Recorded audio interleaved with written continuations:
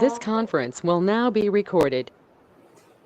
I would like to call to order the Tuesday, July 19th of the Monmouth City Council and ask our city recorder, Phyllis Womack, for the roll call, please.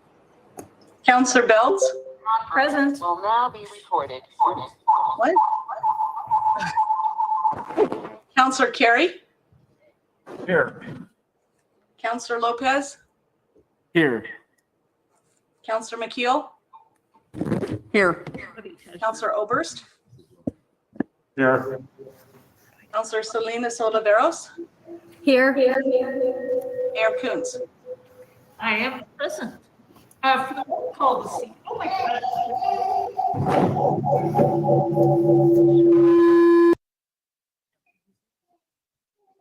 I'm not on yet. Okay, somebody. Okay, I think we got it. Did we get it fixed? It's lovely to see everyone. Here we are. We are here this evening. As you notice, we are all wearing our masks. Polk County entered the high risk category last Thursday for high transmission rates, positivity rates of COVID-19. And we continue to wear our masks as a courtesy to each other and to family members whose health might be compromised. And as we start, I will start with the flag salute, and I will ask Councillor McKeel, who's joining us in person for the first time in a while after her travels. Please. I pledge allegiance to the flag of the United States of America and to the republic for which it stands, one nation, under God, indivisible, with liberty and justice for all.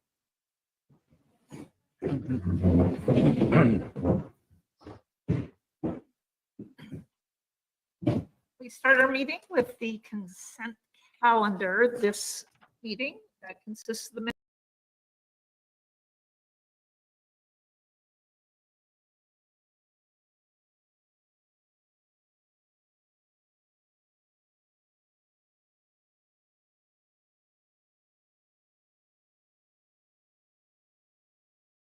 of our previous meeting, the night of July 5th. Are there any changes or additions to the minutes? Councillor Carey. It's not so much a change, but perhaps just an emphasis that might be able to be included. Last time in the presentation from Sheriff Garden and the reviewing of the use of deadly force, physical force discussion, we were sort of all a little bit surprised that we had so little input into that. I was surprised that there was an offer for public input.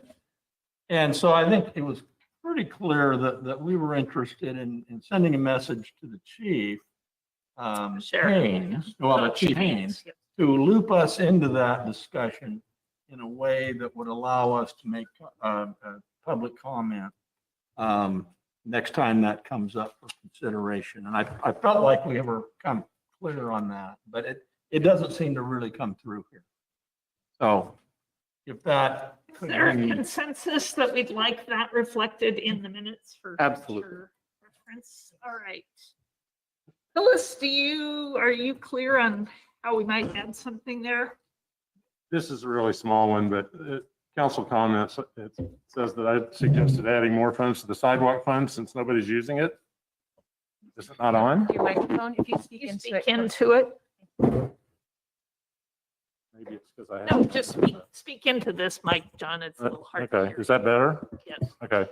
So I suggested I'm saying let's add funds to a fund that nobody's using. And what I meant was let's consider raising the amount that we're willing to donate to people for larger projects. That's all. Just, if that could be clarified, because otherwise it doesn't make sense. That was an alternative, yes. Did you get that one also, Phyllis? Sorry. Yes, I did. Got both of them. All right. Thanks. So a motion to approve with those slight adjustments So moved. and a second. Second. All in favor, please signify by saying aye. Aye. All right. And opposed, seeing none. Thank you very much. That takes us to public comments, a time we have reserved 3 minutes for individuals who are interested in giving testimony or speaking to us on items not currently on the agenda. And I understand we have someone with us tonight. I don't have the public comment cards, so I'm not sure who that is. Oh, come on up to the microphone, please, and introduce yourself, your name, and where you live.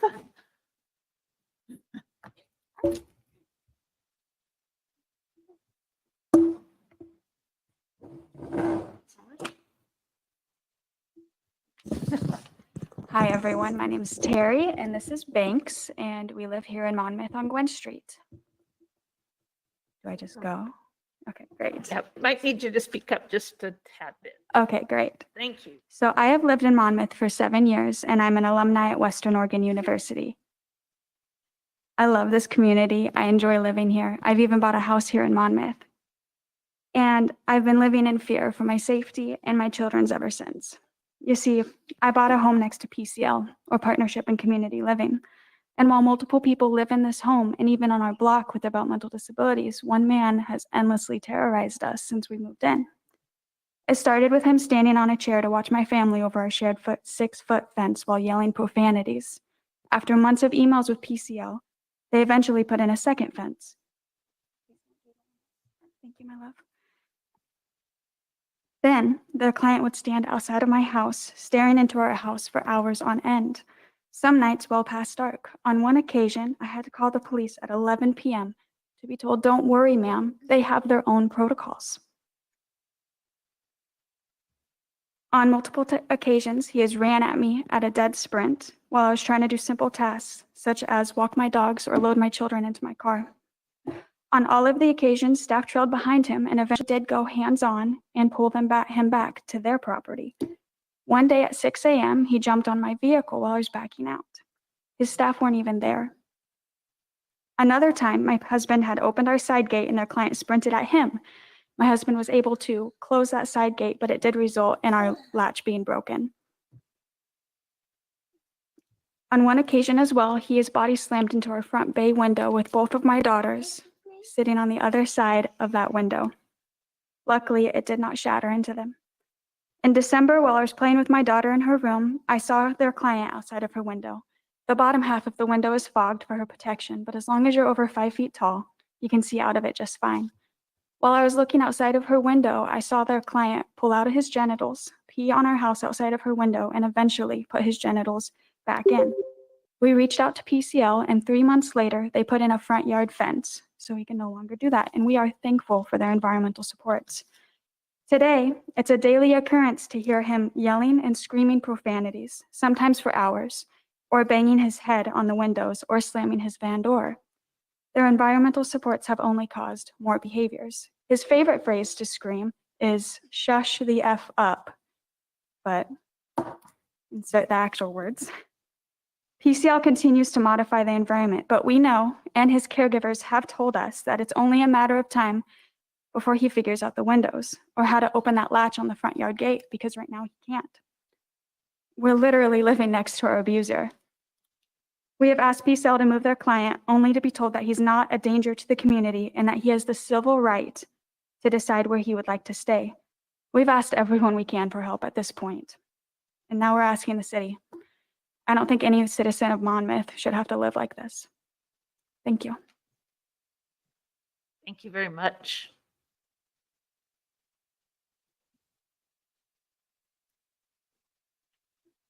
I know Marty has been in communication with the family and with PCL, and she'll give us an update on that in our Friday report or in her manager's report later on in this meeting. Thank you for coming. Thank you for coming. Thank you. Yeah. Thank you. very much. Recognize that can't be easy to share. Thank you.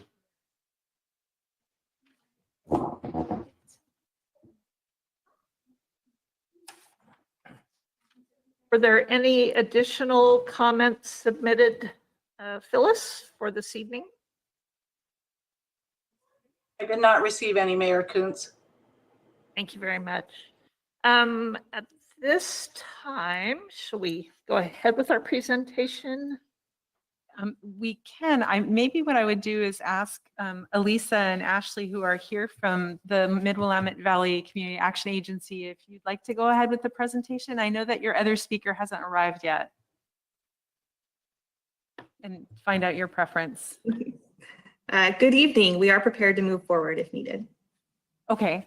So Great, thank you. Marty, if you'd like to introduce our speakers this evening. thanks. I think I might have just introduced Ashley Hamilton and Elisa Tobin from the Mid-Willamette Valley Community Action Agency. The Community Action is an important partner of the city in several respects, and we thought that tonight the City Council would benefit from hearing from Community Action about overall just the services that they provide generally, also the kind of community assistance that is being provided to the residents in our city.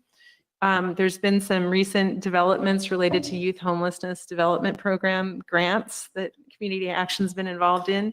And we've had some opportunities to partner together with Community Action in our the pilot project that's working through for rural homelessness. So thank you to Elisa and Ashley for being here tonight. And it might be that during your presentation, Jimmy Jones, also of the agency, will be coming to join us. Oh, looks like he just came in. Mr. Jones, welcome. Come on up to the, thank you. It's true. Oh, I didn't quite realize that. So I'm in the right place now. you are. Thank you for coming. We were just introducing Ashley and Elisa, and here they are. Excellent. Well, my name is Jimmy Jones. I'm the Executive Director of the Mid-Willamette Valley Community Action Agency. I've been in that role for starting my 5th year, and I've been with the agency for 7.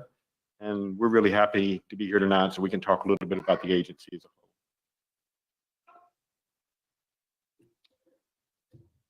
And if we're ready to proceed, we can. Ashley, are you ready to? Yes, I am. Marty, point of clarification, is the PowerPoint function available or will you be presenting the slides? Our city recorder is ready to make you the presenter. I don't know if that, Phyllis, can you help us with this? Is it here in? You are now the presenter, Ashley. Oh, wonderful. Thank you. Thanks. Hopefully.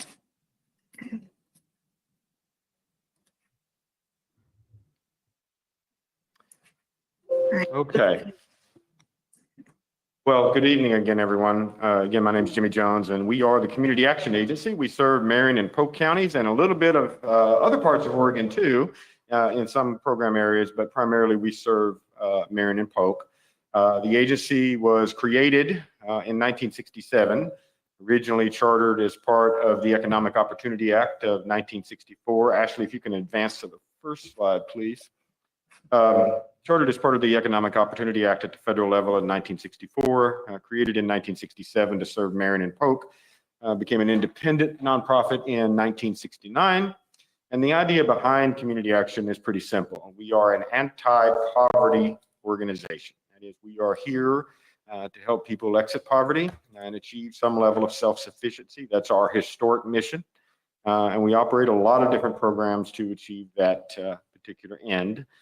In recent years, that traditional mission has been added to by state and federal government. We are, in a lot of ways, a mini FEMA for the community, in addition to all the other roles that we play. For example, during the COVID crisis for Marion and Polk County, over the course of time between July of 2020 and about November of 21, we provided more than $26 million in rental assistance across Marion and Polk County to more than 5,000 households. So it's a big, heavy lift sometimes for those sort of emergency services that we've been doing for some time. And in a lot of ways, those emergency services are really reflective of the community need, and the community need across Oregon increasingly in terms of this homeless issue has become greater and greater with each passing year. So our mission and our vision is primarily to help people get out of poverty.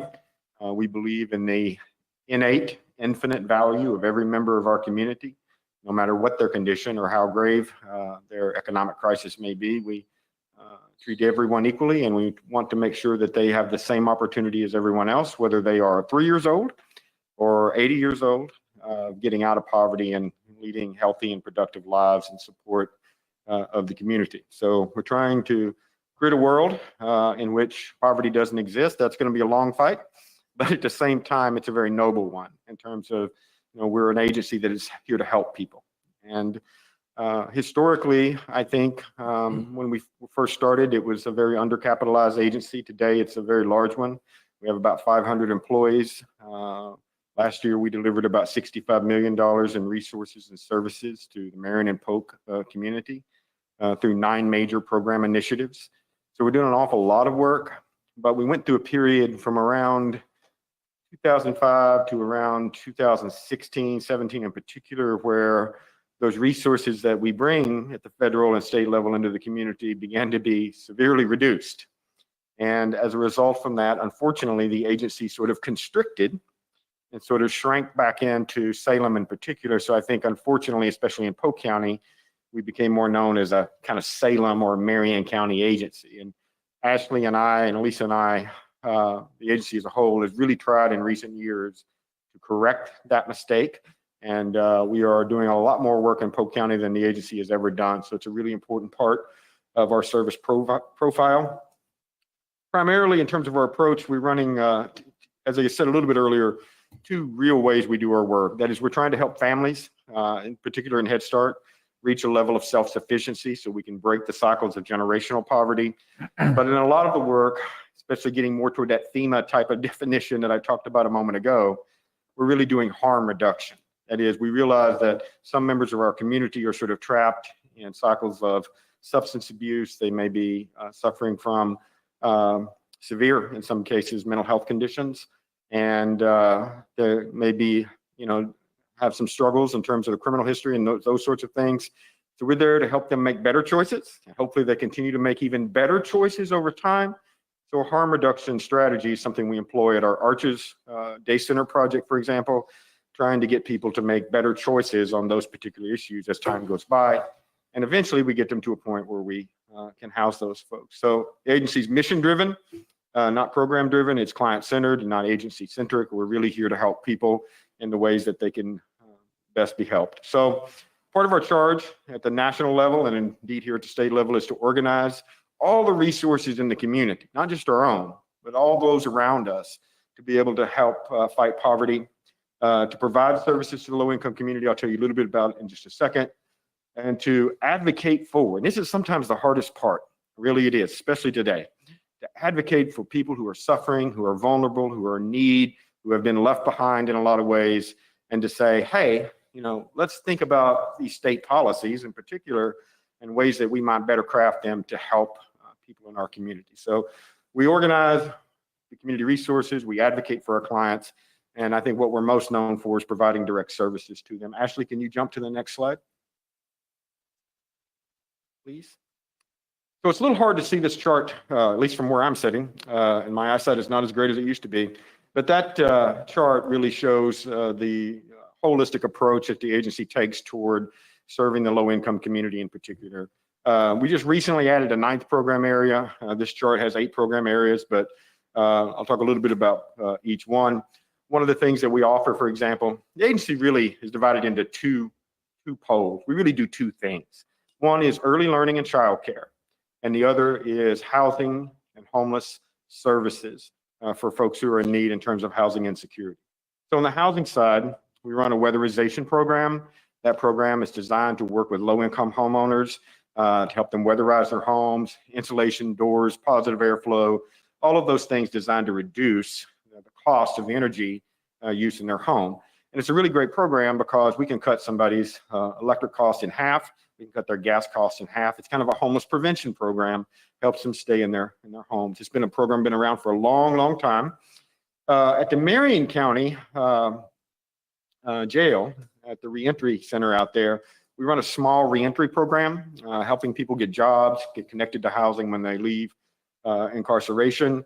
We also run our energy assistance program. You may have heard of that program. It provides direct financial assistance to households who need help with their light bill, their gas bill, now their water bill, and other types of energy sources. That's been around for a long time too.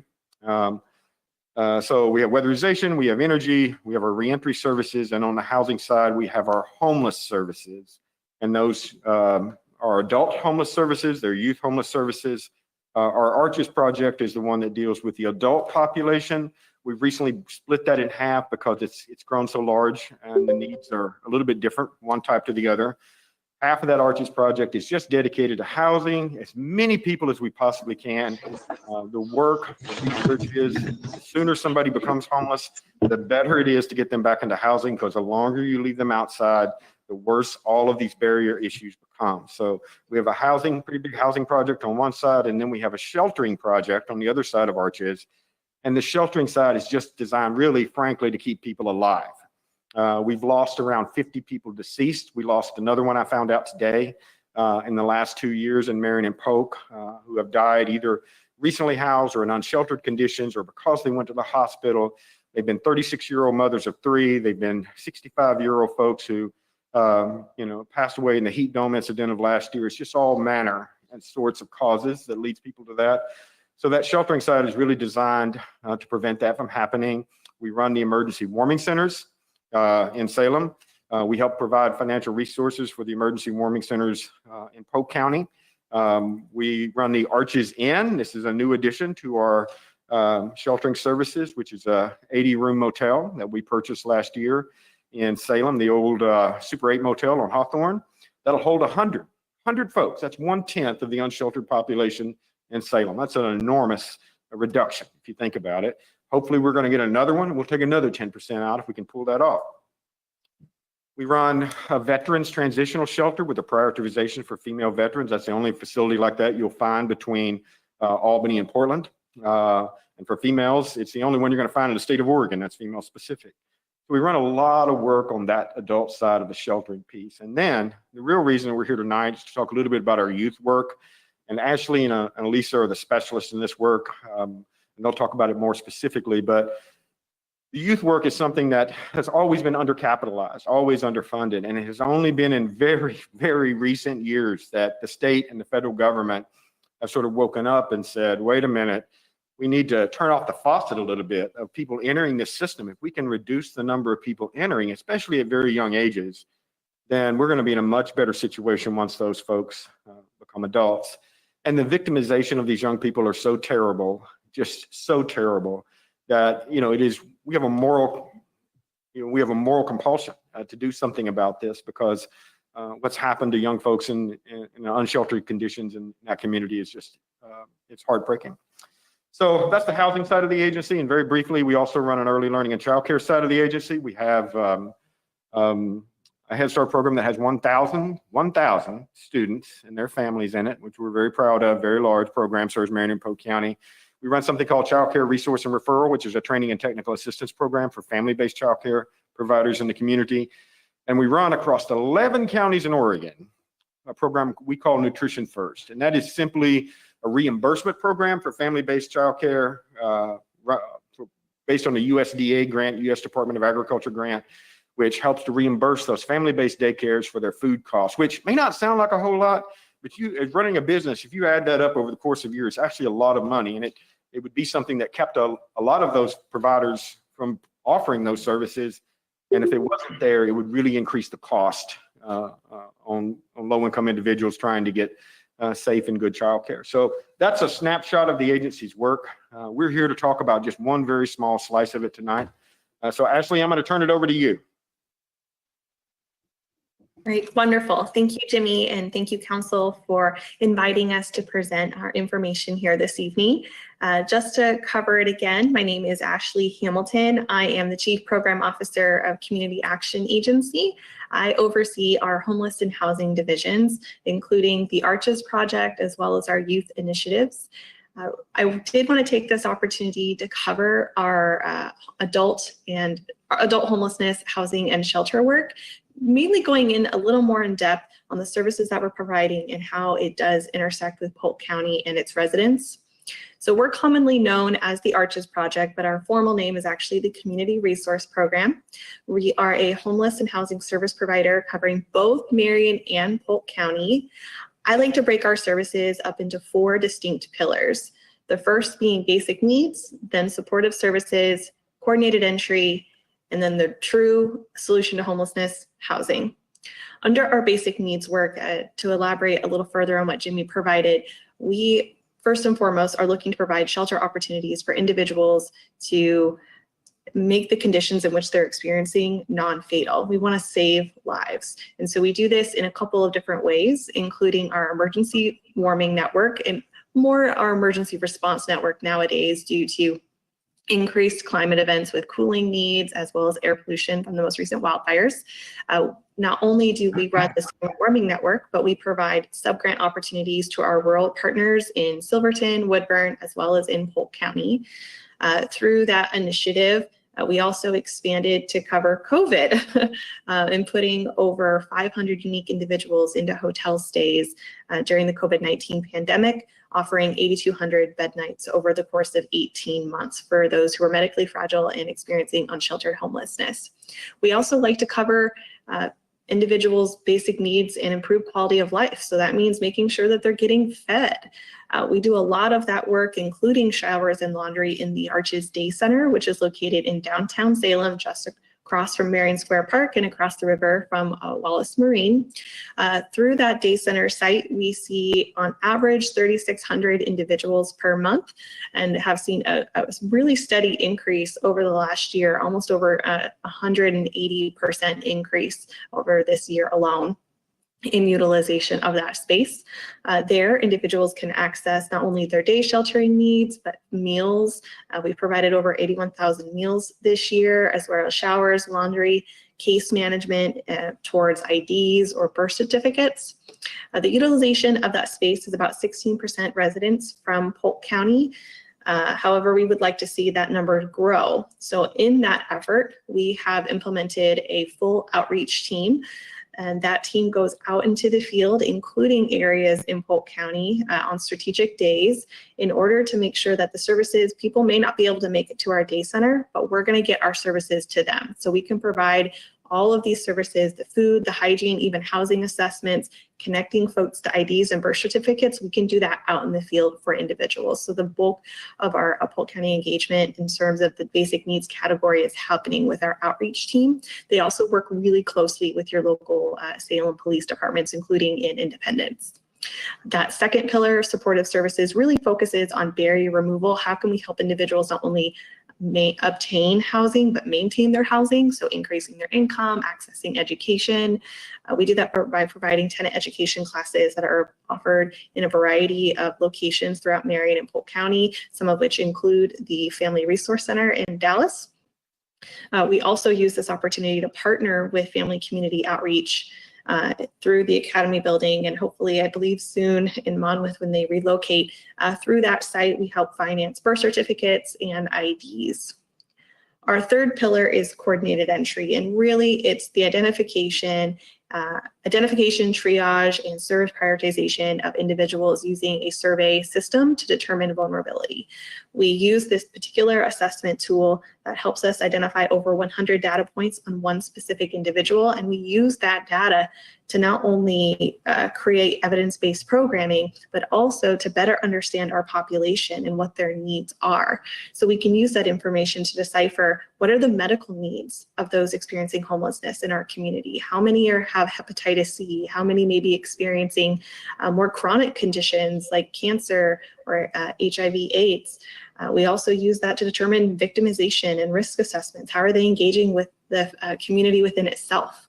And so that way we can make not only housing-based programming, but more holistic-based programming. So really driving towards that overall. Sorry, I heard a little background noise. And then the third pillar, of course, is that housing, the all-important element to ending homelessness. And so we use that to create short-term and long-term housing opportunities. Our short-term opportunities focus on immediate kind of emergency response to end homelessness or those at risk of homelessness. So we partner actually really closely, again, with Family and Community Outreach and provide emergency rental assistance payments and utility payments so that individuals who are at risk of homelessness don't have to go through the FAD process. We also like to provide more long-range housing opportunities for those who are experiencing homelessness. They can receive up to 2 years of rental assistance paired with vital case management, goal development. And then, of course, under that pillar, as Jimmy mentioned, we have the Arches Inn, which is more transitional based housing, as well as for our local veterans.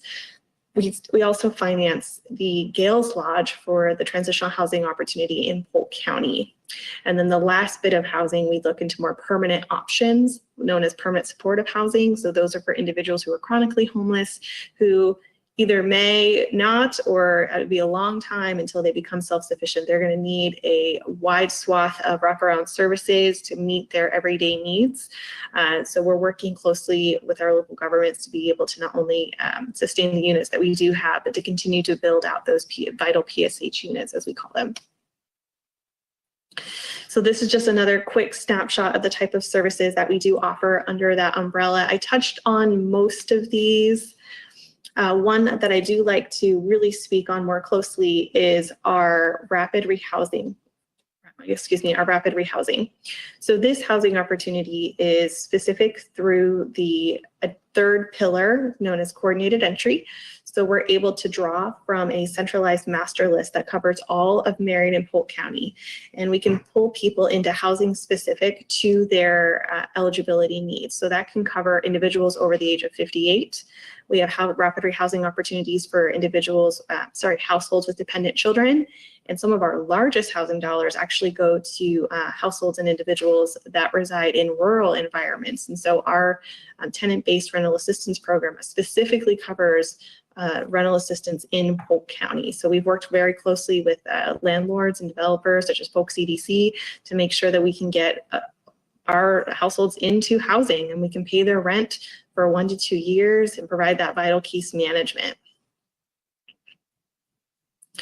Some additional projects that we have completed over the last, I think it's almost a year and a half, so 18 months, we were providing COVID rent relief on behalf of Marion and Polk County, or covering Marion and Polk County, excuse me. So we provided over $30 million in that emergency rental assistance fund to COVID impacted households. So that could be households who lost their income due to COVID-19. They lost their ability to go to work due to COVID-19. Through that project, we served over 4,700 households. About half of those self-reported as BIPOC or Latinx. We also are big proponents in realizing that it takes a continuum of service providers, or it takes a village, as you will, to address homelessness and housing in our communities. So that means we can't do it alone. So we subgrant a large portion of our funding out to fellow service providers to help promote their work in their areas of expertise, their populations that are specific to them and or their geographic region. Some of those include your family community outreach departments, such as their resource center funding, their homeless prevention dollars. Gales Lodge was that veterans transitional home, as well as their warming operations. And we also finance the local domestic violence shelter, Sable House. And I believe this next section here is ready for Elisa. Thank you, Ashley. Good evening, everyone. My name is Elisa Tobin. I'm the program director at Home Youth Services. So we work with youth in both Marion and Polk counties, ages 11 to 18. And I have been with the agency for almost 3 years. I've been in this role since about April. So I'm pretty excited to just jump in as we have a bunch of new opportunities to serve our youth in different and expanded ways. So I'm very excited. It's a really exciting time for our program, and I'm very thankful for you having us tonight so we can present some of our services to you. So we serve youth in Marion and Polk counties by providing access to basic needs, outreach services, emergency housing, case management, and job skills training. When we're looking at the services that we provide, we really have about 3 different areas that we're providing services right now. So right now we have our drop-in center, and that's really the access point for housing services for youth. So our drop-in center right now is open 5 days a week from 12 p.m. to 7 p.m. and youth are able to come in. They're able to access food. We serve 2 meals a day. We also provide snack bags. We will be providing larger sized snack bags for the weekend so that youth can have some food over the weekend and make sure that they are being fed. We have hygiene products, feminine hygiene products. We have access to a shower at our drop-in center. Youth can bring their laundry if they are in-house or if they don't have access to laundry services, if they are living with family.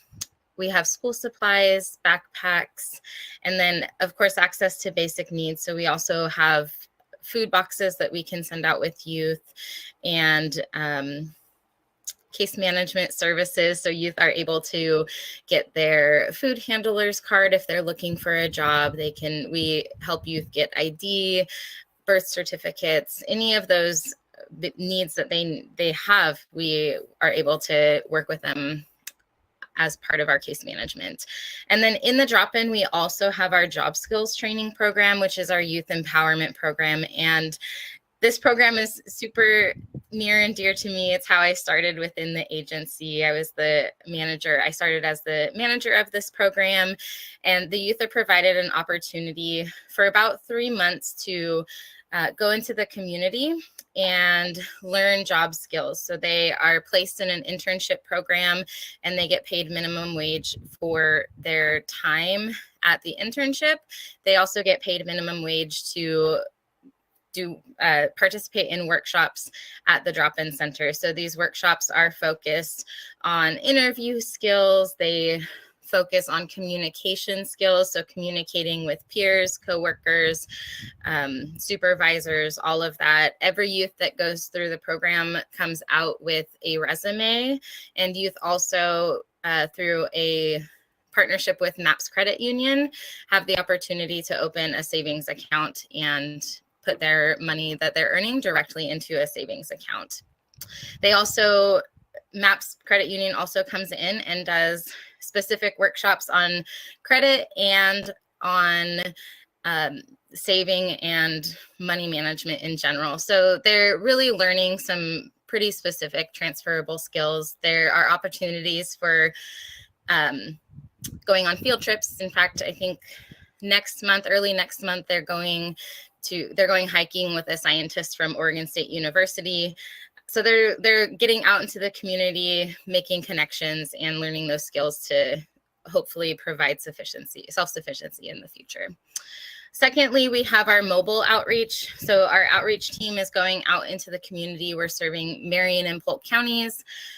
We try to go out 5 to 6 days a week, just depending on our staffing ratios. We're out there at least 3 to 5 days a week, whether it is a full event of outreach, going into camps, today they were at a park and then they went to the downtown transit center. Sometimes they have pop-up events where we take a bunch of resources and our outreach van and go to either a park or a parking lot, or sometimes it's specific events where we set up and provide those basic needs, make connections. And the goal really is to provide that first contact so that we can bring youth into services, whether at the drop-in where they can meet more of their basic needs, or Taylor's House where we can provide a little bit of stable housing. And then thirdly, we have Taylor's House, which is our emergency overnight shelter. And again, youth at Taylor's House have access to basic needs through Taylor's House. They have the access to all of the same services as youth coming into the drop-in. It's a little bit more of that wraparound service with a stronger focus on case management and stabilization. So stabilization can look like reunification, and reunification, when we're talking about youth and homelessness, isn't always traditional reunification with birth families or natural families. It is reunification with the family, their chosen families. And so the goal is really stability and safety. And Taylor's House has 10 beds. We have 10 beds capacity, and there are, oh my goodness, I think there are about 2,000 youth in Marion and Polk counties who are considered homeless, and we have 10 beds available for youth 11 to 18. So the need is there, and we are growing, which is fantastic. And the goal really is stabilization. Sorry, I lost my train of thought for just a second. I think it's back now. This year so far, we have served about 28 youth at Taylor's House. Through today, actually, I ran the report just a little bit ago. So through today, we've served about 28 youth overnight at Taylor's House. Okay, Ashley, I think we're ready to move to the next. So recently, we were awarded the Youth Homelessness Demonstration Project funding. So we applied for 3 different pots of funds. The first is transitional housing and rapid rehousing. And I'll kind of go through these, and then I'll pass it to Ashley to cover anything that I missed or any additions that she may have to that. So transitional housing, the target age for that should be 14 to 18, not 14 to 28. That was my mistake putting that in the PowerPoint. But the target age for transitional housing is 14 to 18. The target age for rapid rehousing is 16 to 24. And it is a longer term housing situation than Taylor's House. While Taylor's House is about 90 days with a little bit flexibility for youth who are not in ODHS care. Transitional housing and rapid rehousing would be at least 2-year minimum would be the goal. Secondly, we applied for supportive services. And so that is similar to what we are doing at the drop-in, but we would be looking at serving youth in Polk County. So having a more centralized location for youth in Polk County to access those similar support services that they are able to access at the drop-in in Salem. We would be adding additional stationary outreach. So again, that would be at the drop-in center style in Polk County, and then accessing basic needs there as well.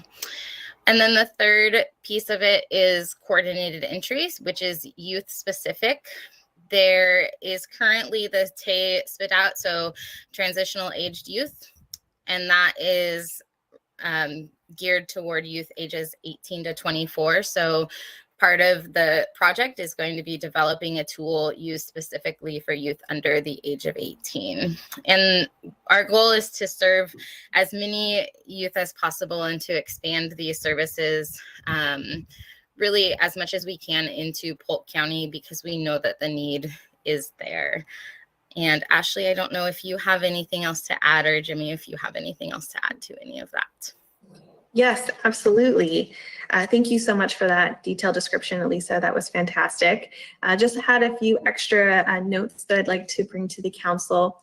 When talking about the need in our community, I always thought it was really interesting and kind of a revelation to me as I recently came into this position that Falls City has some of the highest rates of youth homelessness in the state. So it's not quite located in the city of Monmouth, but it's right outside your back door and your community neighbor. So that just speaks to the hidden nature of youth homelessness. It's not always so obvious and overt like you traditionally see when you drive through downtown Salem. And so this 3-part intervention strategy is really creating a continuum of youth service delivery and replicating it here in Polk County. Specifically, that transitional housing opportunity in that first row there, transitional housing would be in a congregate setting. It would be in a singular house. For example, all the youth would be living together, much like our Taylor's House facility, and it would be staffed 24/7 by our staff, excuse me.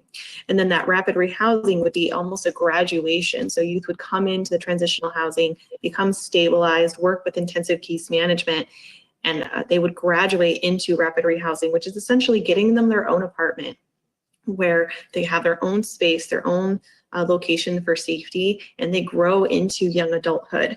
Legally in the state of Oregon, 16-year-olds can lease their own units, and so we do drop down that option to 16-year-olds, but the ideal would be for those 18-year-olds and above to be given this opportunity after graduation. And of course, as we're paying their rental assistance in their new home, we would be providing intensive case management and really continuing that work with from youth to young adult. And then lastly, really building into that system, not only supportive services with outreach and potential drop-in services, but that coordinated entry. So that last component just matches that third pillar that I was trying to describe earlier on in the presentation. So how can we create tools that better assess and understand what is going on in the youth and young adult community?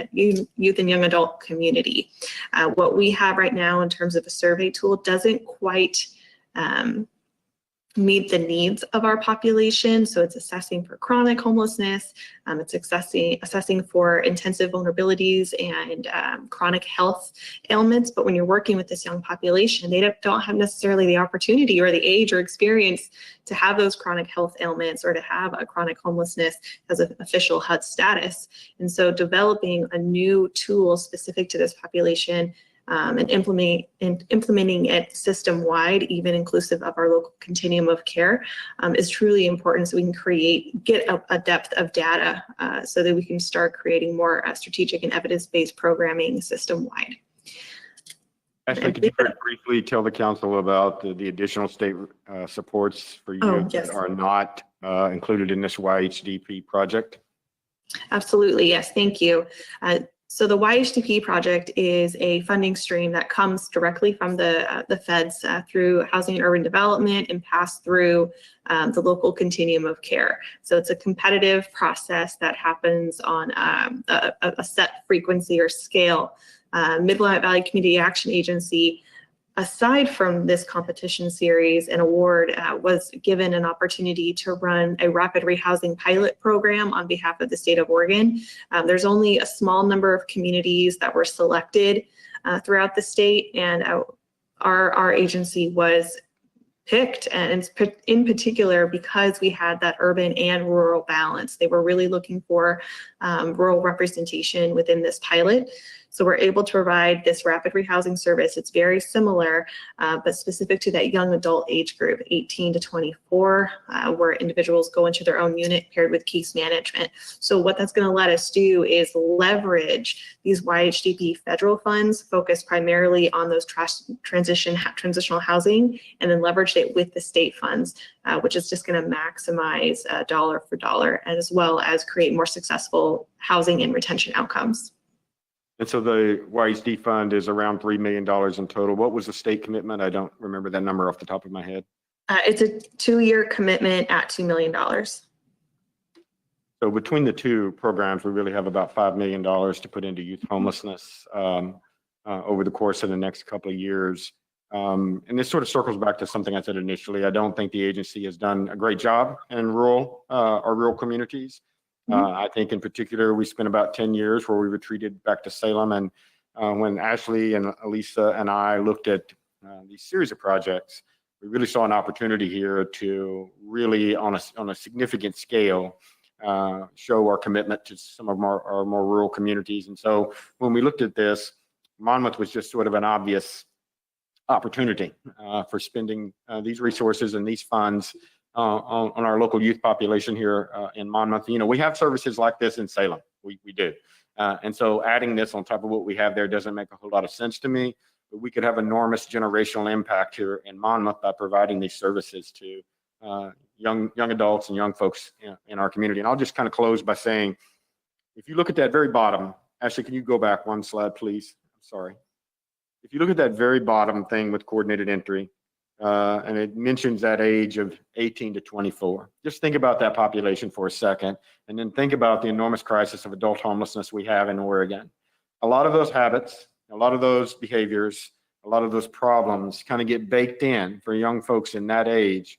And then down the road, when they're 30 and they're 35 and they're 40 and they're 45, then they lose housing. And it's very difficult after 20 years to unbake some of those circumstances and situations. So this is an opportunity really to intercede that cycle and invest heavily in a local community in particular. You know, these resources will go all over Polk County, but we would really love to focus them on Monmouth. So We'd be happy to answer any questions. We don't have any particular property in mind to acquire for this sort of thing. I think that would be a kind of collaborative decision-making process between our agency and this body. We want to do something that and provide services and resources that that you guys think is appropriate and most beneficial and what we could do to help the most in your community. So we'd be happy to answer any questions you might have. Councillor McKeel and then Councillor Salinas Oliveros. Oh, I will Oh. yield to. Okay. I want to thank you for being here for this information. Thank you. I appreciate all the work that you're doing. I wanted, you mentioned like the drop-in services in Polk County. Where exactly are those located? Is that in Dallas or? So we don't really have a whole lot of drop-in services for youth in Okay. Polk County. Our drop-in services are really run out of a facility we have on Union Street in Salem. We do serve Polk County youth in that location, but probably nowhere near as many as need those services there. And we talked a lot about where we would place a drop-in center, which is a little bit different of kind of operation than our overnight shelter operation. Typically with youth shelters, you want to put them in a fairly low crime residential neighborhood where they're largely invisible instead of sort of high density areas where there's been a little bit more history of trouble. So we haven't kind of figured out yet where we want to, really talking about two buildings somewhere in Polk County. One for an overnight shelter that we could use as a pathway into these transitional housing pieces. And one is a drop-in just so that youth in the community could have access to, safe place to do their homework if that's what they needed, or to talk to a counselor or those sorts of things.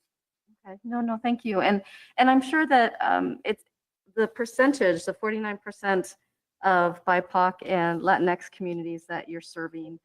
That's a really alarming percentage. It is, and it's And- growing. Yeah, and it's I think it just goes back to the lack of opportunities and the systemic racism that we see currently. But and I'm sure that you have bicultural, bilingual staff, that you have people who can relate and really understand those populations. Ashley, can you tell the council a little bit about our farm worker program and a little bit about the outreach staff in terms of its bicultural makeup? Yes, I'd love to. On a high level overview, the bulk of our services that we provide, especially anything that is client facing and community forward, we do require that we have a bilingual staff on shift. That could be bilingual in Spanish, Russian, and ACL. And we also have translation services available. It is very important to us that our staff makeup looks like the community we're serving, and that even includes lived experience with poverty and homelessness. We recently also developed and expanded our outreach program, not only just to go out into the field and provide those basic needs and hygiene products, but what we were really finding was there is kind of this underbelly of hidden homelessness that we don't really see as a community. And that's more specific, our seasonal and migrant farm workers. This is a population that no one is really addressing in their homes. They're not, they're kind of the invisible as well. They're much like the youth in that way. And so we created the Fuerza Campesina program. It's an offshoot of our outreach, and we have 4 FTE dedicated to that enterprise, and they go out to our rural farm worker camps, and we're assessing their needs. We're connecting them to our childhood and development and education services within our agency, as well as regional providers. We spend a lot of time getting to know them and building relationships because we know that's very important to them. And every single one of those workers that we have actually come from a very similar background and community. Ashley, could you just very briefly touch on the OHA grant that we got a couple of months ago? For farm worker outreach. You've been gone. You may not even know about this. So we were. Yeah, I was like, it expands. Where's that? We were recently awarded a grant from the Oregon Health Authority to match up with our farm worker program. And essentially what it's going to fund is outreach workers who are specialists in navigating folks to medical services that they may not have had access to. So it's a really important grant that we're going to be able to fold into that program. And hopefully we get that kickstarted in the fall. Well, that's fantastic. I know in Independence, we have the Oregon Childhood Development Coalition, and I'm sure you partner with them a lot, but they do a lot of good work in our community as well. So yeah, thank you. Appreciate that work. Thank you. Thank you. So actually, it was nice that you went before me because you brought up a point, your question, and Mr. Jones, you answered. It's like, what is here for our youth in Monmouth Independence? And I know that Mr. DeMoe came a couple months ago now and said that in any given time, there's 40 to 50 youth, kids in Monmouth Independence who are struggling with houselessness. And I know couch surfing is a word that's often used. My memory of couch surfing was days of partying, but it isn't necessarily that for these kids. They're, if you could talk about that a little bit as well. Sure, absolutely. So this is a very complicated topic, and I'm going to make it as simple as I possibly can for the time. At the federal level, there are multiple definitions of homelessness, right? And so the one that I think most Oregonians think about when they think about what homelessness is a sort of street homelessness that we're serving at the Archie's Day Center when you drive by our place on Commercial. But there are other types of homelessness identified under the law, and one of them is what we refer to as Category 3 at the federal level. That's McKinney-Vento homelessness. And these are folks who are homeless under other federal law. And so essentially any youth, any child that is in a situation where they don't have a permanent nighttime residence qualify under this McKinney-Vento definition. So that incredibly increases the number of people in the state of Oregon who are, you know, in my way of thinking from the adult service side, housing unstable, right?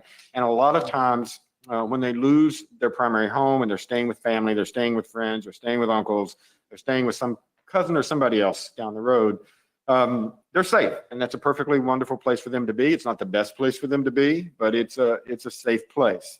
But it's not universal. So a lot of times what we see in couch situations, especially in more recent years, is they might be staying with friends, and those might not be safe situations. So the assumption that most adults make is that when they hear that phrase, well, they're couched, so they're probably safe. And that is the truth for probably most of them, but it is certainly not the truth for many of them.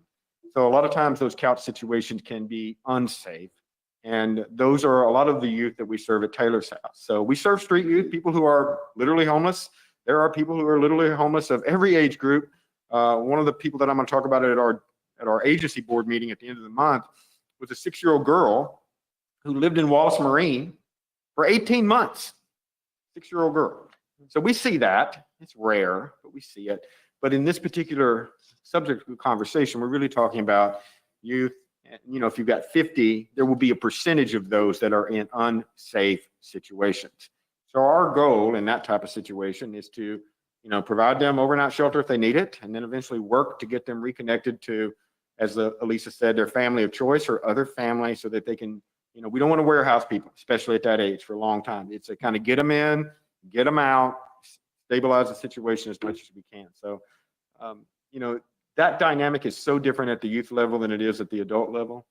The problem comes in when you wait too long for those interventions. Years go by, trauma builds, substance abuse problems build, and then all of a sudden, what was a youth problem at 14 to 17 becomes a law enforcement problem at 18 to 25. And it's totally unnecessary in many cases if we have a good intervention early enough on. So right now, Monmouth Independence, we have a kid that's running into a crisis here. There's nothing for them. I mean, except for landing on a couch if they don't have a family member. So we're looking at really needing to make sure that we keep these kids safe. And I'm going to bring in my teacher thing here, sorry.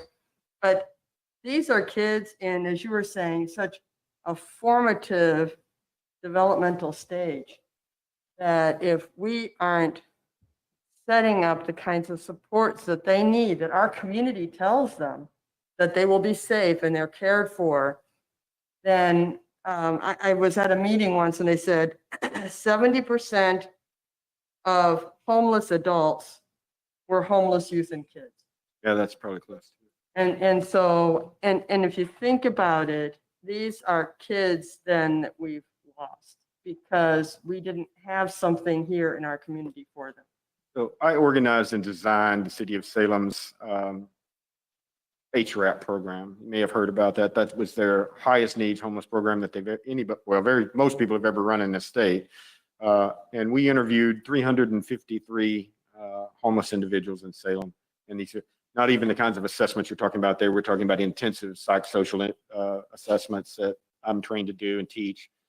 Those 353, probably something like 80% had a period of child homelessness. And a heavy trauma association with that child homelessness. But getting back to that, I think that one of the big questions here is what is the need in the community, right? I mean, what really is the need? So that 50 that you have generated by the school district, that's certainly an undercount. The question is how much of an undercount? I think you could probably safely add another 10 to 20 people in there without it being, very controversial. So it's probably closer to 60 to 70. Of that 70, there are certainly individuals who are not really letting anybody know what the severity of their situation is. There are people who live in cars, and we see that a lot more now in the last 2 years than we've ever seen because the rental situation is out of control. So the average room apartment in Salem now is $1,432 a month. I just let that sit there for a second and think about what that number means when we have so many people in poverty who can't come close to being able to pay just to stay housed.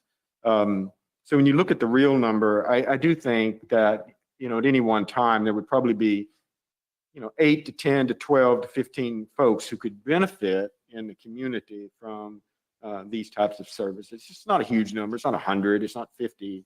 But, these are intensive investments in a fairly small number of people that have big dividends on the backside.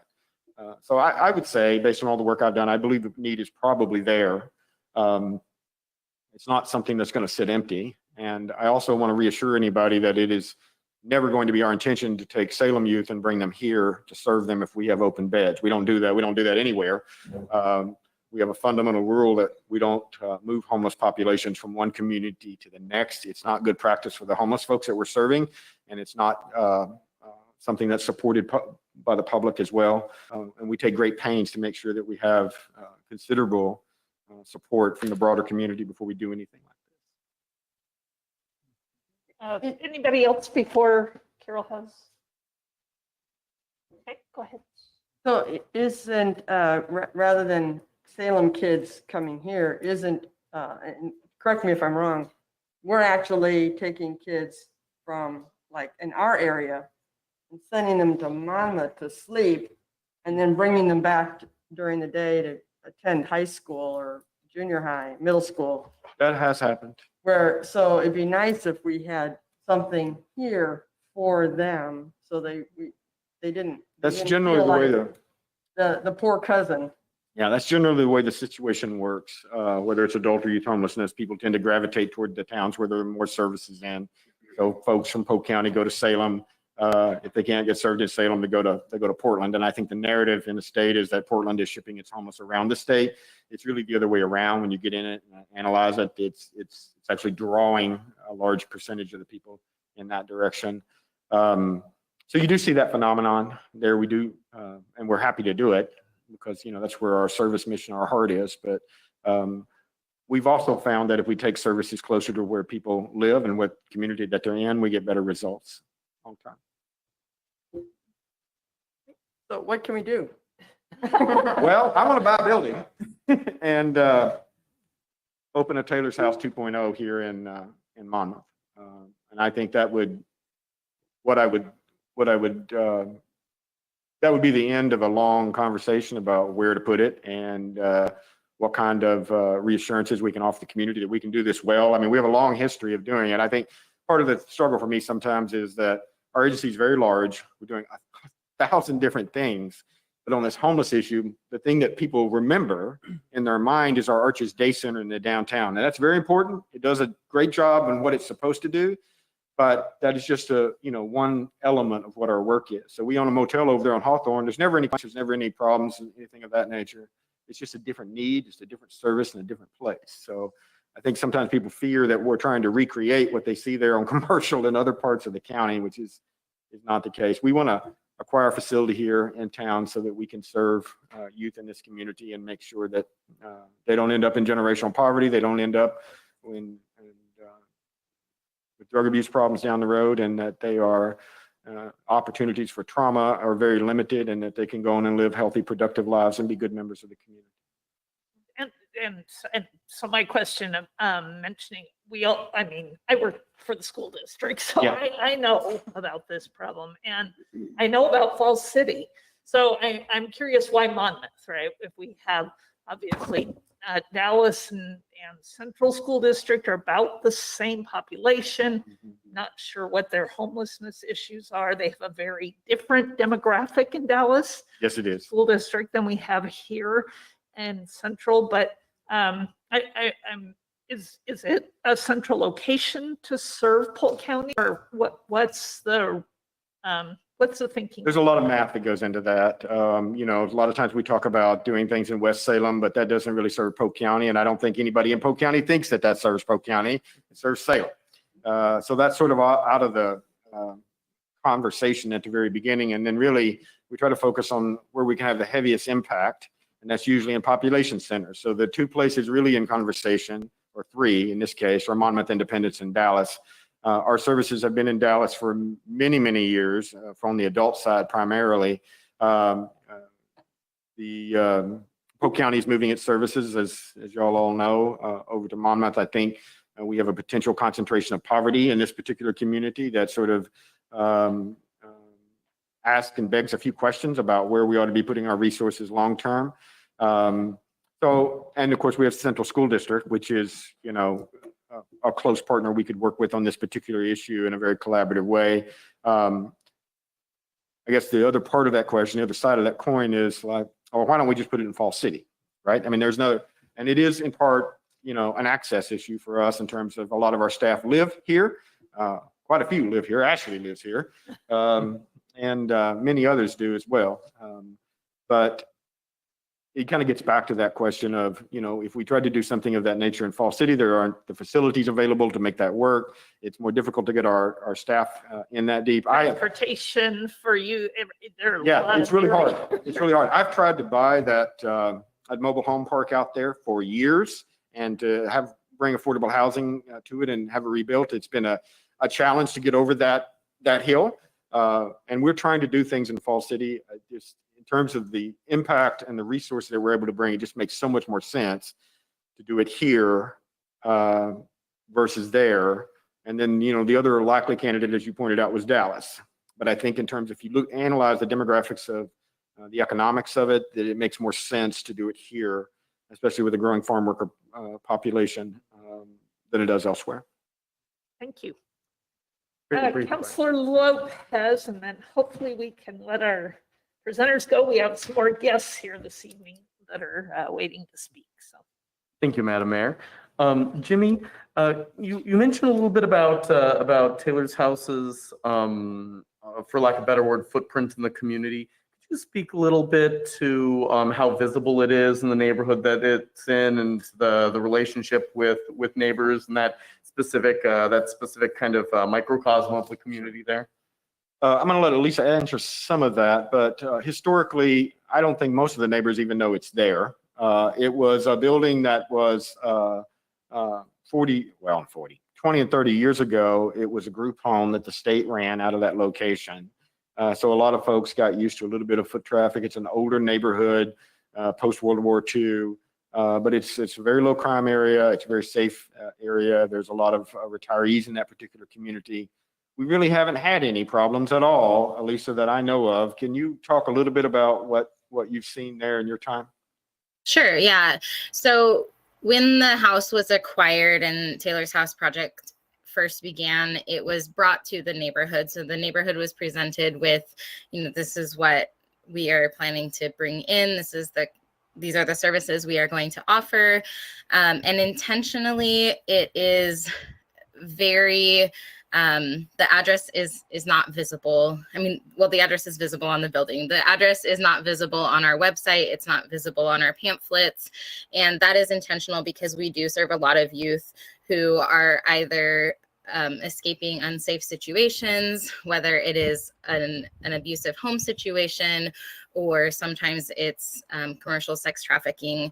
So intentionally, that address is not visible anywhere on any of our agency pamphlets or anything.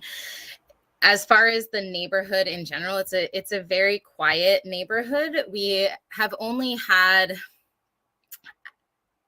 as far as I know, I think we've only had one grumpy neighbor in the time that we've been there, and he's come to us and complained mostly about if the yard gets a little bit long, or we had a remodel project sometime last year, and the contractor left some supplies and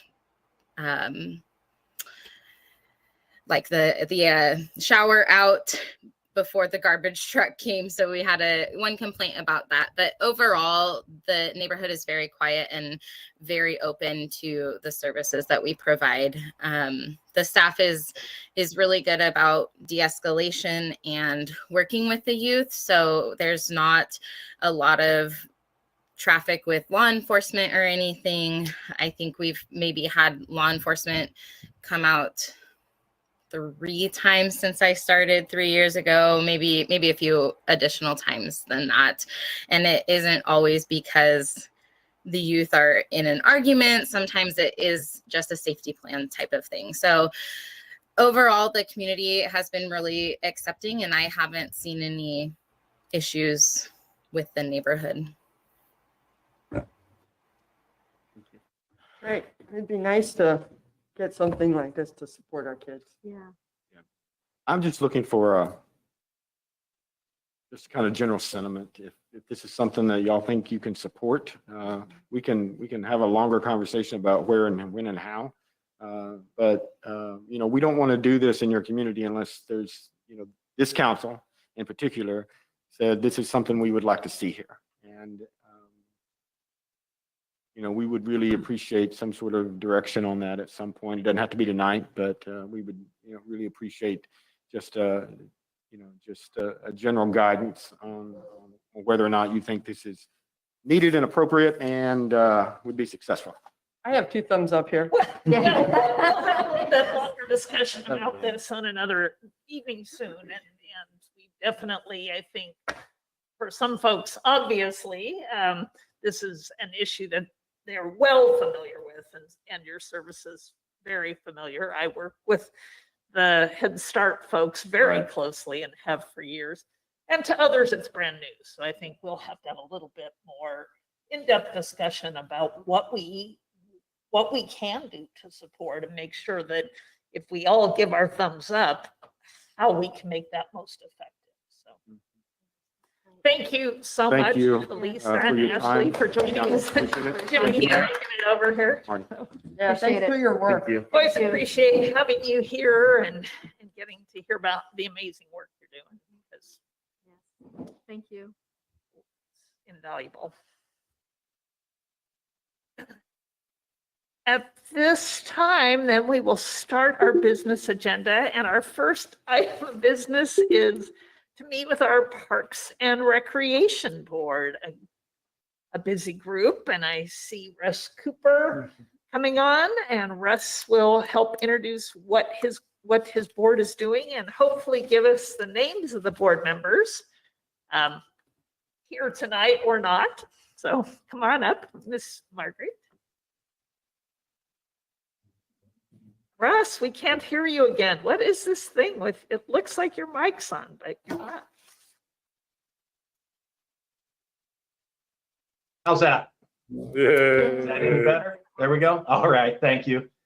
Yes, the Parks Board is coming to present. Margaret Johnson drew the short straw, so to speak, although I think she agreed to do it. And so I will turn it over to Margaret, and then at the end, if there's questions, she'll be happy to answer, and I will also be available to help out answer any questions that we may have.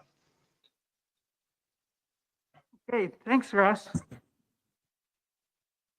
Am I going to project through the mask or not? Good. I can hear you. Yes.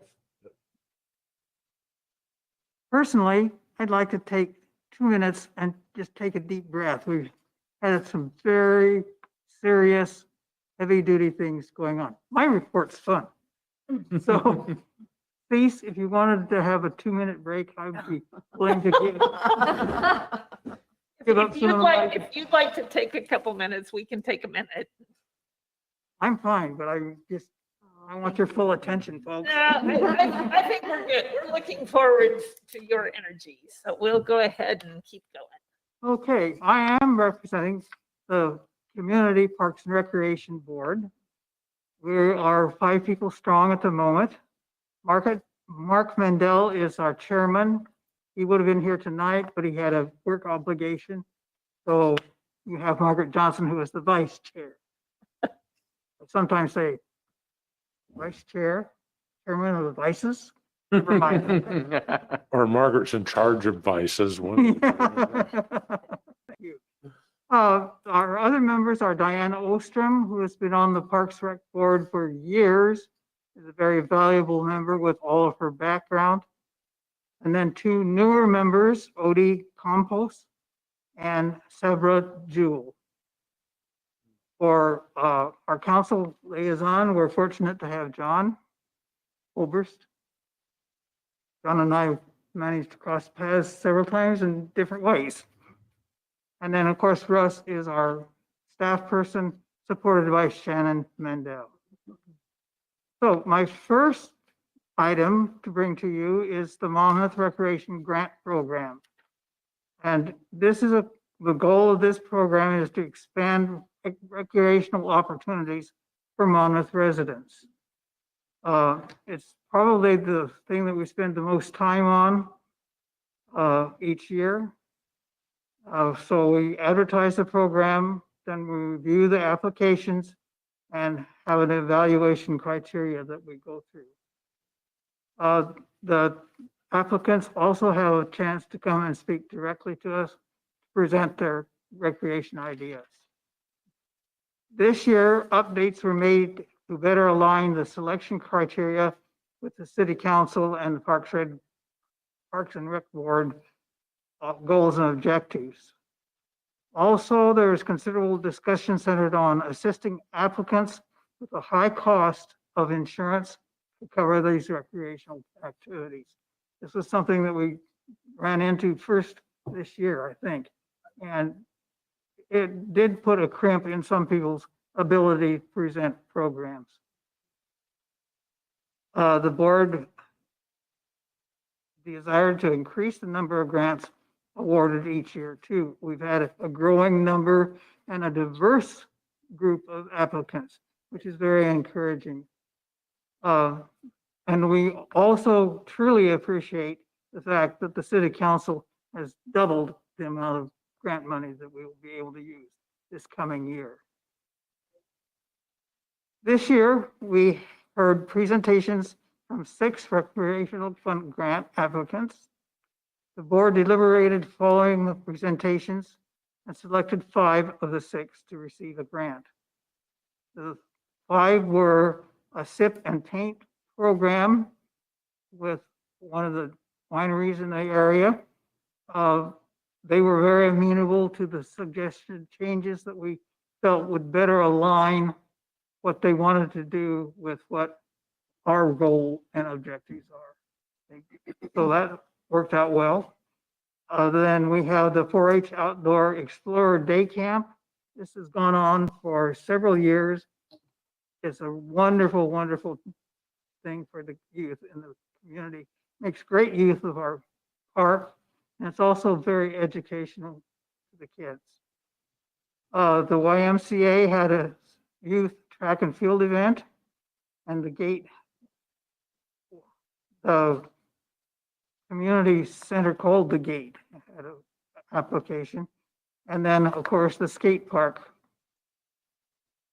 They had they call it an awareness craft time.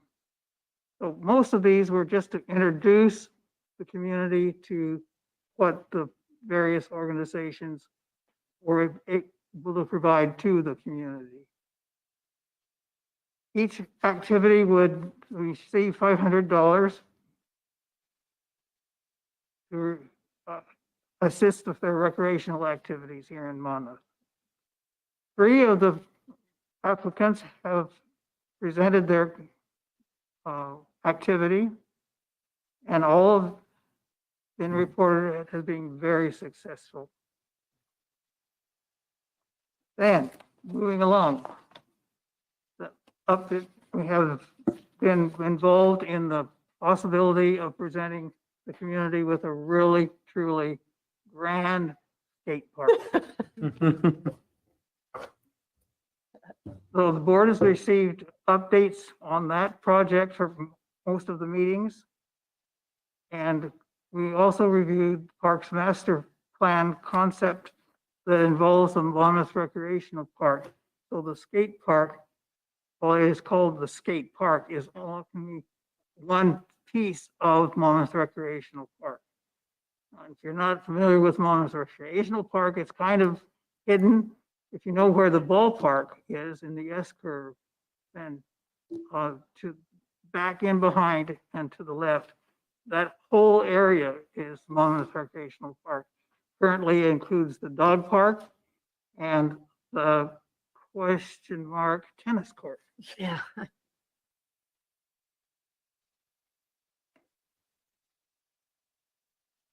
The board did have some minor changes in the proposed trail network that goes with that park to better provide connectivity and use of the available space. So we do look at things that come up and try to make them serve the community as much as we can. By the way, how many of you know how many parks Monmouth has? On the top of my head. Off the top of my head. We actually have 10. 10? Oh, I totally had that. Just said it out loud. And we will be getting one new one with the housing development on Riddle Road. The contractor is actually donating a fully developed park in that area. Now I've lost my place. Oh, another activity that we're involved in is providing recommendations for memorials or other park donations.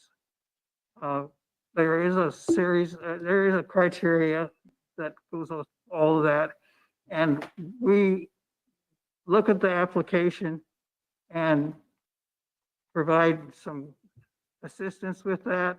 And then we make a recommendation to you folks, because you are the ones that have the final say. So we are just advisory. We filter things for you guys. Thank you. Thanks for doing all the work. So recently, there has been 3 donations or memorials. The first is for Tim Slam. It's a memorial tree in Madrona Park. He was a wheelchair person who would get around that way. Had lots of friends that met with him there in the park. So that group planted a dogwood tree with a plaque. Then the Stevie Reed Memorial Bench. Friends and family donated a bench in memory of Stevie Reed, a longtime icon here in Monmouth. The board reviewed various locations for the bench and recommended the bench be located in the Main Street Park along the west entrance sidewalk. The bench has a depiction of Stevie's familiar banana seat bicycle. And then finally, a peace pole. Mine offered to donate a peace pole for installation in Monmouth Recreation Park near the dog park. And the pole will have "May peace prevail on earth" in various languages. The board strongly recommended that the languages be from broad language groups rather than any specific language. So our goals for 22, at the beginning of the year, the board discussed goals and actions items for them to work on during the year. There were a number of goals identified. One of the primary focuses came out of this effort was the location, was having actions that promote awareness of the various parks in Monmouth. This community amazes me that we have this many, some of them good size, some of them little neighborhood parks. I think it's a real plus for Monmouth. So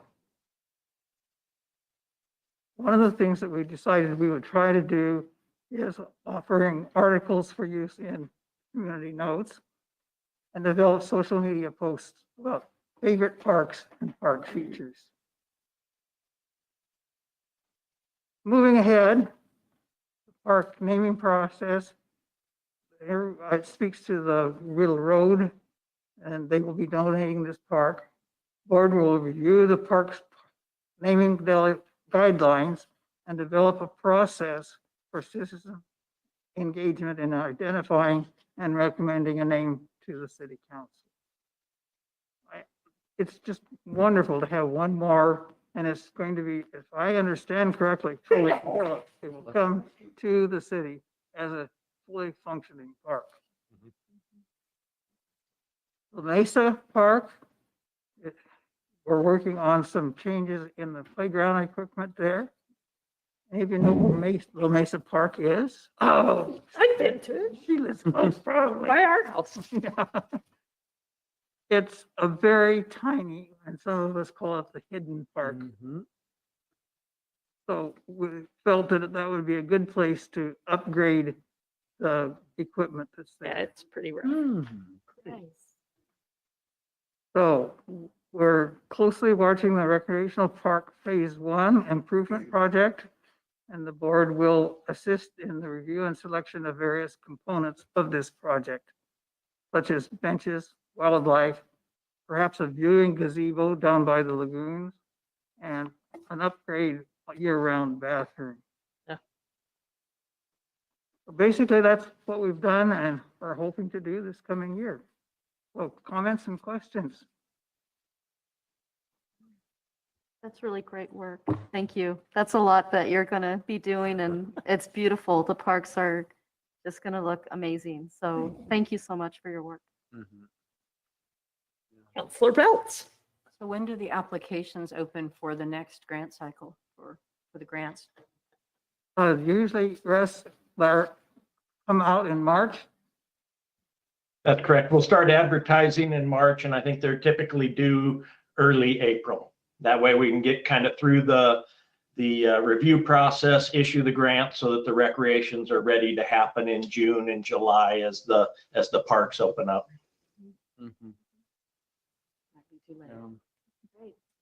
I just second Councilor Lopez. I think this might be a good time, not only to remind everybody that through very generous support from our state legislators, the skate park, which was really a kind of far off dream being funded by bottle drives and small donations, is fully funded. And as Margaret mentions, the kind of goal then was to make other improvements in Monmouth Recreation Park to go along with the beautiful new skate park. And Marty has news about that. Sure. I was going to save this for my report, but it is great news on Friday. And with thanks to Suzanne Defner and Russ Cooper for making a great presentation before the local government grant program last week, we got word late on Friday that our improvements to Monmouth Recreation Park Phase 1 is looking like it's been recommended for funding by the advisory committee. So we'll find out for sure later in the year. But it's great. They were supposed to let applicants know in August, but they let us know a couple of days after the presentation that we made the cut for recommendation from them to the Oregon Parks and Recreation Department. Chris? you had a- My comments on a somewhat personal nature. I'm just really impressed that you put a tree out in Madrona Park for Tim. He was a personal friend of mine, and I had no idea the tree was going up. I'm going to have to go and see it, and I know that he would have loved it. I saw it the other day. And Councilor McKeel. I just wanted to talk about pickleball court. So I know that we had somebody that came and asked about or she sent a note about a pickleball court, but we're like 5 years out. No, we have news on that. The okay. tennis court in Monmouth Recreational Park will, when it is resurfaced and recreated and repainted, have a basketball court on it, and a tennis court, pickleball court. All right. Plenty of things to scare the dogs. That We will- have your pickle dreams taken care of. Now that is a true good pickle. Right, and I just, I wanted to say Russ has done a really nice job lately with sending us possibilities for equipment that might go into Monmouth Park. John, you've mentioned musical instruments you played, and Russ has done some looking at that. He just sent us recently, just this week, a piece about, I can't remember where it was, Russ, but a park has put in, basically it's like exercise equipment from a gym, only it's outdoors. And very durable and weather resistant, stair climber, that kind of thing. And one of the things as we've gone through adding details to the existing parks has been an attention to adding ADA accessible things like picnic tables and making sure that trails are appropriate and so on. So, there's these little, sort of the subtle details that you may not notice, but Russ and the board has done a really good job of catching those details and pushing them forward. So I have been nonstop impressed with this group since I had the good fortune to be assigned to be its liaison. So. Great work all around. Yeah. I'd just like to insert one more thing. The skate park. We have a skate park, as many of you know, and it was a community effort. There was a group that wanted a skate park. They came to some various groups, including the Garden Club, to get some funding and got that in. And then a similar group said, that's fine, but it's falling apart. We need a real skate park. And they worked and worked and worked to make it happen. So just an example of Monmouth community seeing something they want and willing to put some effort into making it happen. Well, thank you. So besides the Dream Landscape Park, beside all the work you've done, thank you, Margaret, again, and for your years of service to this committee. And thanks for being here tonight with us to share all the great news. So really appreciate it. And thank you, everybody, for good questions. Well, right, we needed the good news. So there we go. All right, and with that, we will move on to our next business agenda item. And that is a discussion about speaking of Polk County and Brent DeMoe and Family Community Outreach, our partnership with them. And Marty, I'll turn it over to you. Thank you, Madam Mayor and Council. Tonight, we have before you a request for extending our intergovernmental agreement with Polk County for the Resource Center services. As you'll recall, you got a report in June from Polk County Family Community Outreach about the resource services that have been operating here in our communities, Monmouth and Independence, funded with our city's ARPA funds. We created a short-term intergovernmental agreement for March to June to be able to get the services launched and get started, and that was a $25,000 amount. And we now are looking at our longer-term commitment to those services, and so we're bringing you a longer-term agreement with a request to propose funding for fiscal years 22 and 23 and 24. We originally, as a city, pledged $250,000 of our American Rescue Plan funding up to $500,000 to provide these services in our community. And I mentioned the June report from Family Community Outreach because I think you got a sense at that time of the kinds of services that they're able to provide in our community. So we have a proposed motion to authorize me to sign a longer term agreement, and I'd like to entertain any questions that you have about what we'll be doing longer term. Councilor Oberst. For sake of discussion, I'd like to just go ahead and move that we approve this authorize Marty to sign the intergovernmental agreement with Polk County Independence for Resource Center Services. Polk County has made a commitment to the Monmouth and Independence community by bringing these services to us. And they're planning a long-term commitment to the community by building a facility behind Rott's. And this is an opportunity to acknowledge their commitment to us by committing back. So I would move that we do this. I will second it. Thank you, Councillor Oberst for the motion and Councillor McKeel for the second. Any additional discussion? Councillor Carey. Just a question on the contributions made by Polk County and Independence. And are these all operational dollars? Is that what they will be, or what are we going to use these for? Yes. The operation of the, Yes. yeah. So it goes to fund, going forward, it's going to fund direct services to people who need assistance in our communities. And those are operational dollars. Right. But not paying for their staff, for example. And it's not paying for any facilities. Right, not paying, I knew the facility piece. And so that's Polk County's, Polk County staff paying for the staffing.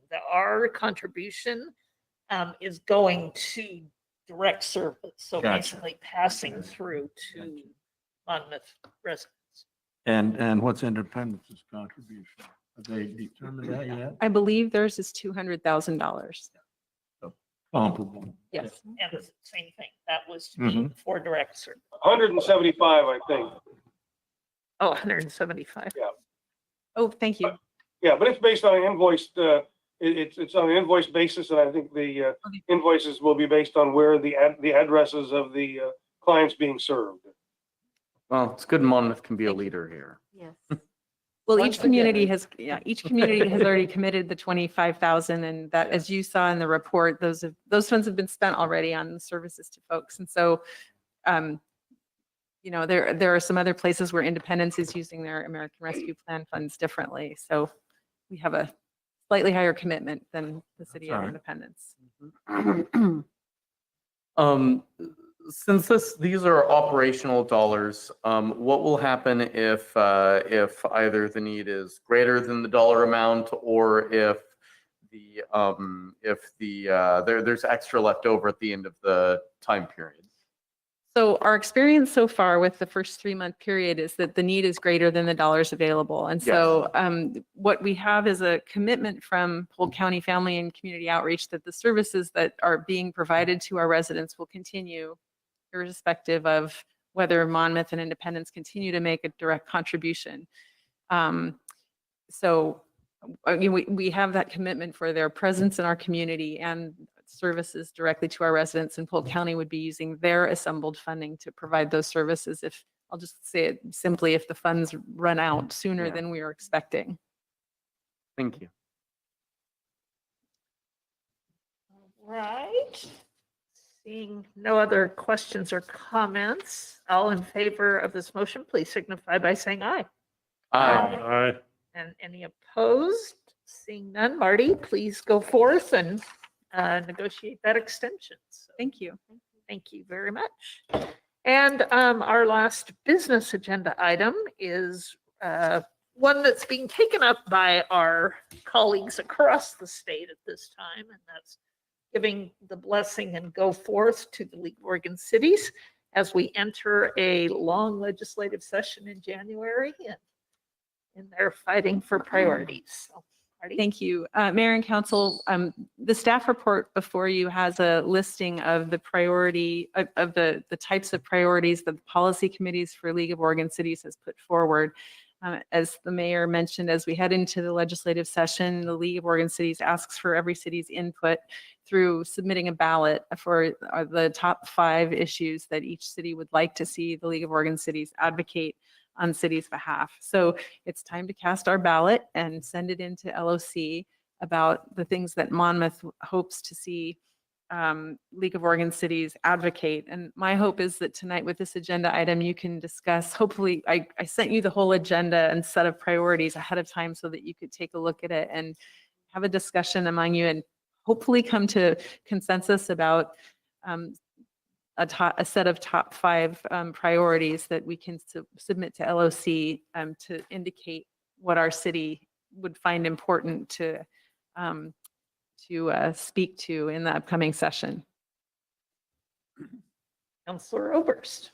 I'd like to just put in a word. It's been sort of floating out there for, I don't know, 10 or 15 years now, but property tax reform in general, Oregon's property tax system is kind of broken.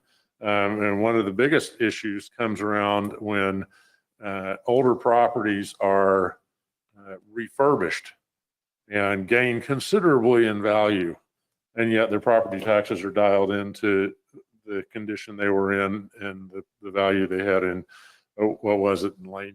You can probably tell me, I can't remember anymore what year, 1989 or 1979 or something. And so, huge discrepancies open up where these older upgraded properties are paying lower taxes than smaller properties that haven't been upgraded yet. That was 1997. Thank you.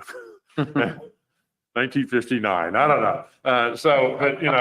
But there's a real need, and that's just one aspect of what's broken about Oregon's property tax system. Simply invoking reset at sale. So I'm would just, John, I'm go a going long to, way. rather than describing sort of each one of these, I think all of us had an opportunity to maybe read the packet, hopefully, and we can come to consensus. Each of these has a lot of really important points. Of course. I'll let you know, I was speaking to somebody who was working on this. Property tax reset at sale is considered not viable. I'm aware of that. So it's nice that that would be an option, but it's not part of the package. But So I yeah, I'm saying in general, property tax reform, I'm aware that reset at sale is considered a dead item, even So though you're making it's needed. number 4, you'd like to see number 4 as one of the items, I hear. Yeah, I would say particularly for A, and then lodging tax, which we are forced to spend a Well, certain. 4 is, we're just picking. It's just the whole, it's the whole. We Oh, don't so have you're to taking the pick- whole thing, okay. Yeah, Yeah. it's the whole thing. Yeah, It's 5 of it's 7. finance and So we're taxation. we're going for 5 out of 7, not 5 out of, Out of Correct. 40. okay, got it. I thought we were picking specific ones. Nope, no. Okay. We would have scheduled a whole meeting Yeah. for that. Would have been a lot longer. So you get 5. Let's see if that's one. Counselor Lopez? If I could advocate for number 3, Energy and Environment Policy Committee recommendations. This is an area that the league historically, in the past couple of sessions, has not taken a strong position for because there wasn't a lot of demand by the cities, and I think that it needs its time. I think its time is here. Counselor McKeel? I would also like to say number 3, but I don't know if we can put input here, but what I saw lacking in these sub lists were really a focus on diversity and equity, because one of the difficulties when you're looking at climate change is low-income neighborhoods have lots of concrete and no trees. Yeah. And so they suffer from I that. don't think we will get to inform those things Okay. at this point. Well, They've been working for 2 years on these issues, so joint, but I'm sure they love people on the LOC Legislative Policy Committee. I will tell you that that is a need they're always looking for to get better information. if that's the case, I would also like to say number 1.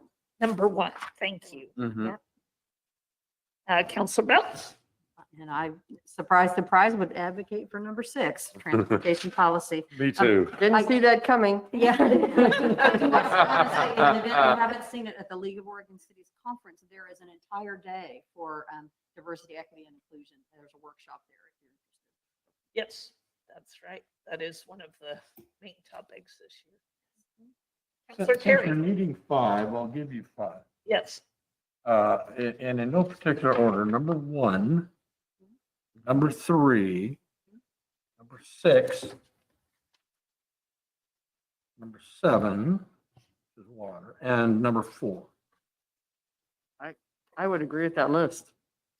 And just a clarification, the numbers that you're all referencing come from the staff report before Yes. you? Yes. Okay. Yes. just making Yes. sure. I realized that I numbered something differently than the Oh, league no. did. Thank Oh, you. No, and that's hilarious because that is my list. Oh. in no particular order. Yep. I would agree. I would agree in no particular order. 1, 3, 4, 6, and 7. Yep. Yeah, I have mine right here. That's it right there too. Yeah. Anybody want to make a really strong case for one of the others? I think it's good. All right. Yeah. Well, I can make a case for the others, but I won't. But Sorry, is your microphone on? Whoa. I will entertain a motion to submit our legislative priorities ballot to the League of Oregon Cities. I would move submitting 1, 3, 4, 6, and 7 from the staff report to the League of Oregon Cities as our legislative priorities. I'll second. Oh, no, go ahead. Counselor Belts. I'll second, thank you. Thank you, Counselor Obers for the motion, and Counselor Belts for the second. All in favor, please signify by saying aye. Aye. And Aye. any opposed? Great.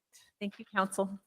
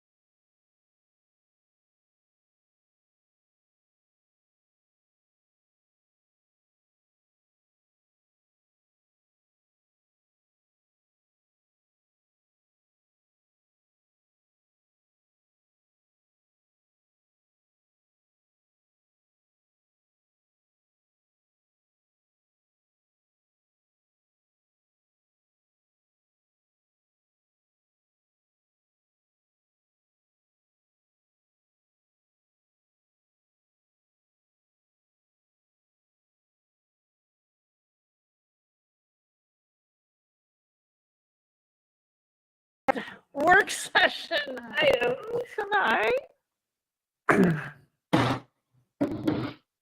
is to review the ongoing saga of our code update, and we will turn it over to our Community and Economic Development Director, Suzanne Duffner. All right.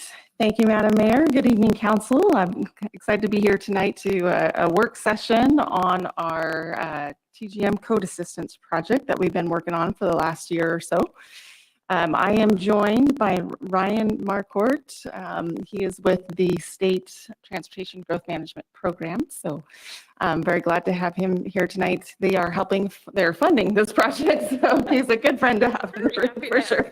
Yeah, we really appreciate that. So we are not joined by our OTAC consultant. By the contract, we only had a certain number of work sessions with them, but we thought it was important to check in with the council just to kind of track alongside what activities and work sessions the Planning Commission's doing. So that's the purpose for being here tonight is to share kind of where we're at and check in and to see if the council has any comments or concerns that you'd like to share on this first round of drafts. So just by a quick update on kind of where we've been, there was a joint work session with the Planning Commission last March where we looked at the final action plan was developed under the first phase of this project. So that action plan set into place kind of what the issues and the needs and the problem areas of our code, or opportunities, I guess I should call them as well, to update and modernize it with this lens towards what are known as the TGM principles of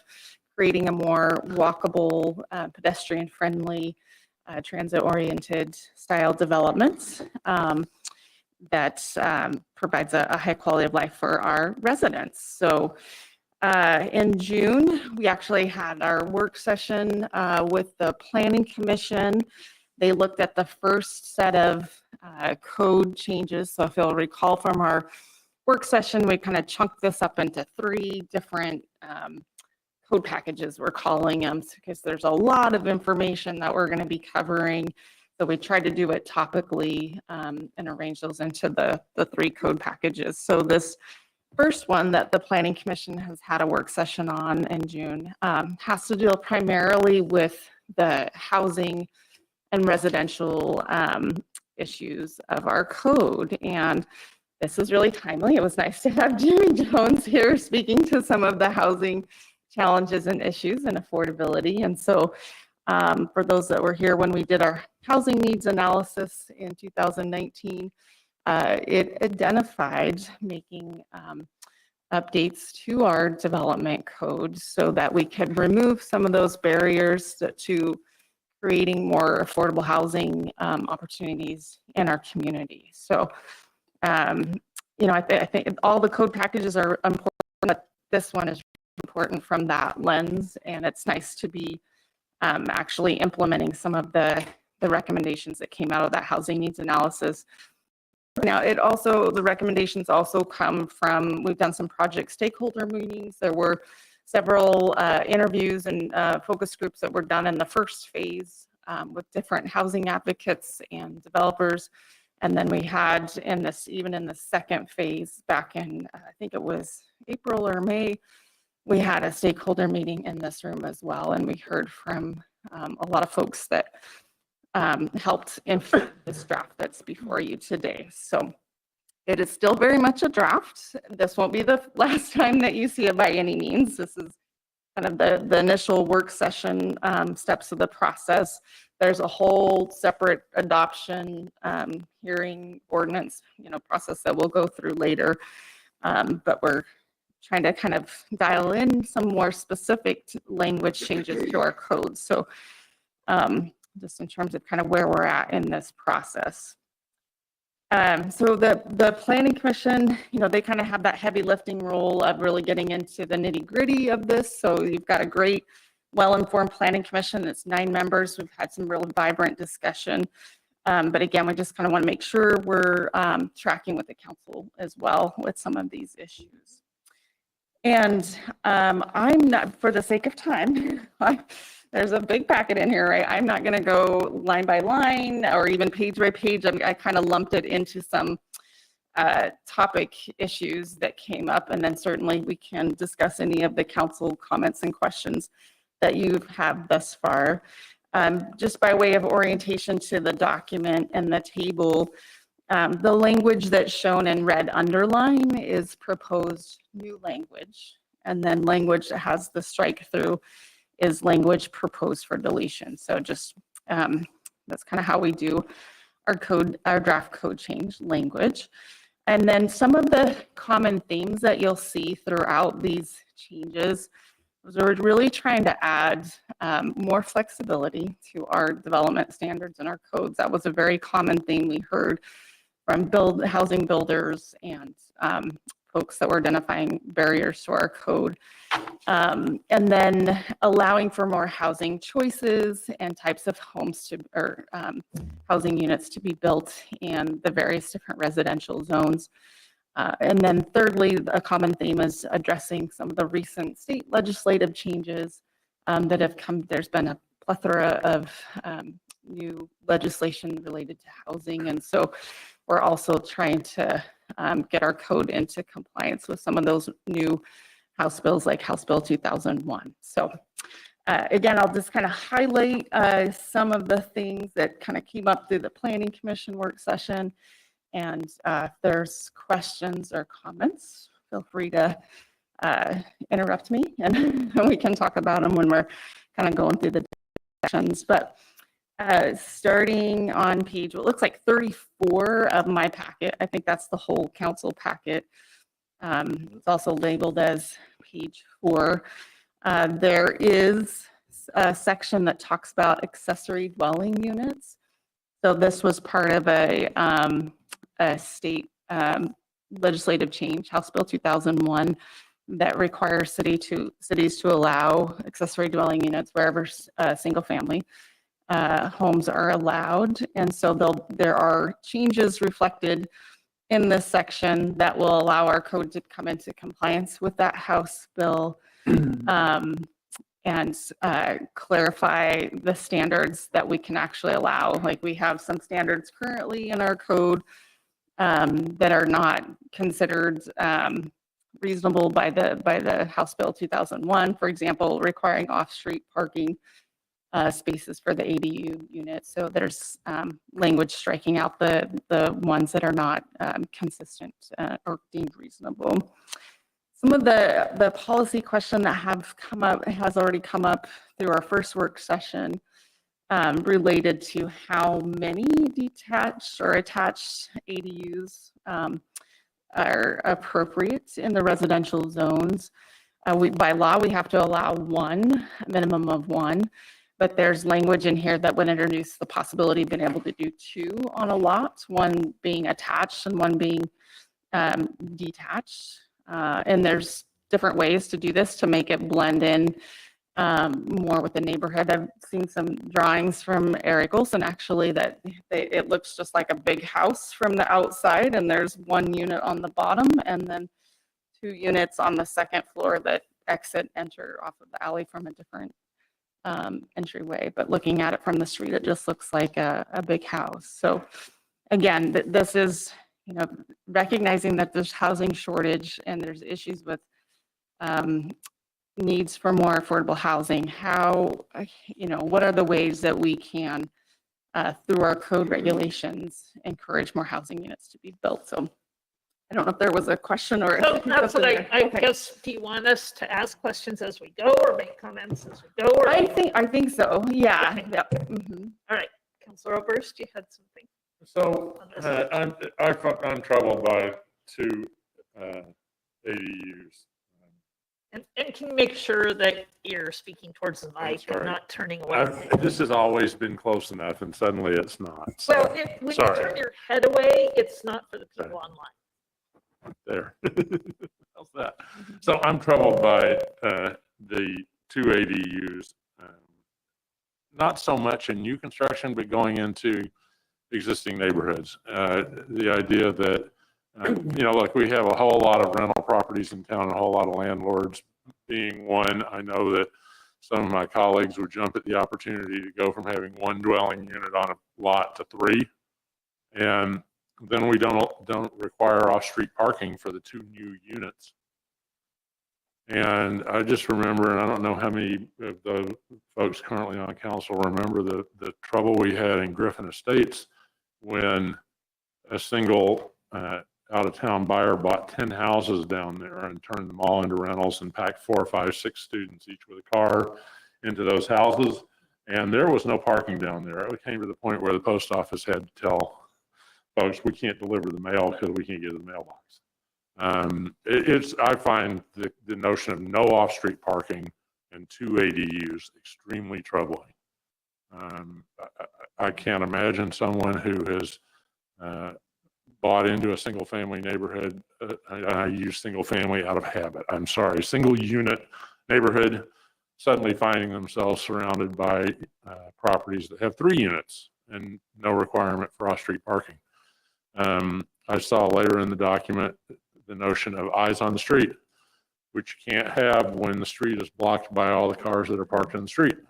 You do away with snout houses and then you require no parking off the street for folks. And it strikes me as kind of in conflict with each other, those two concepts. So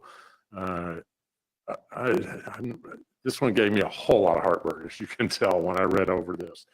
The state requirement is 1, and I'm not sure how we suddenly got to 2. So your concern is about the 2 or about the parking?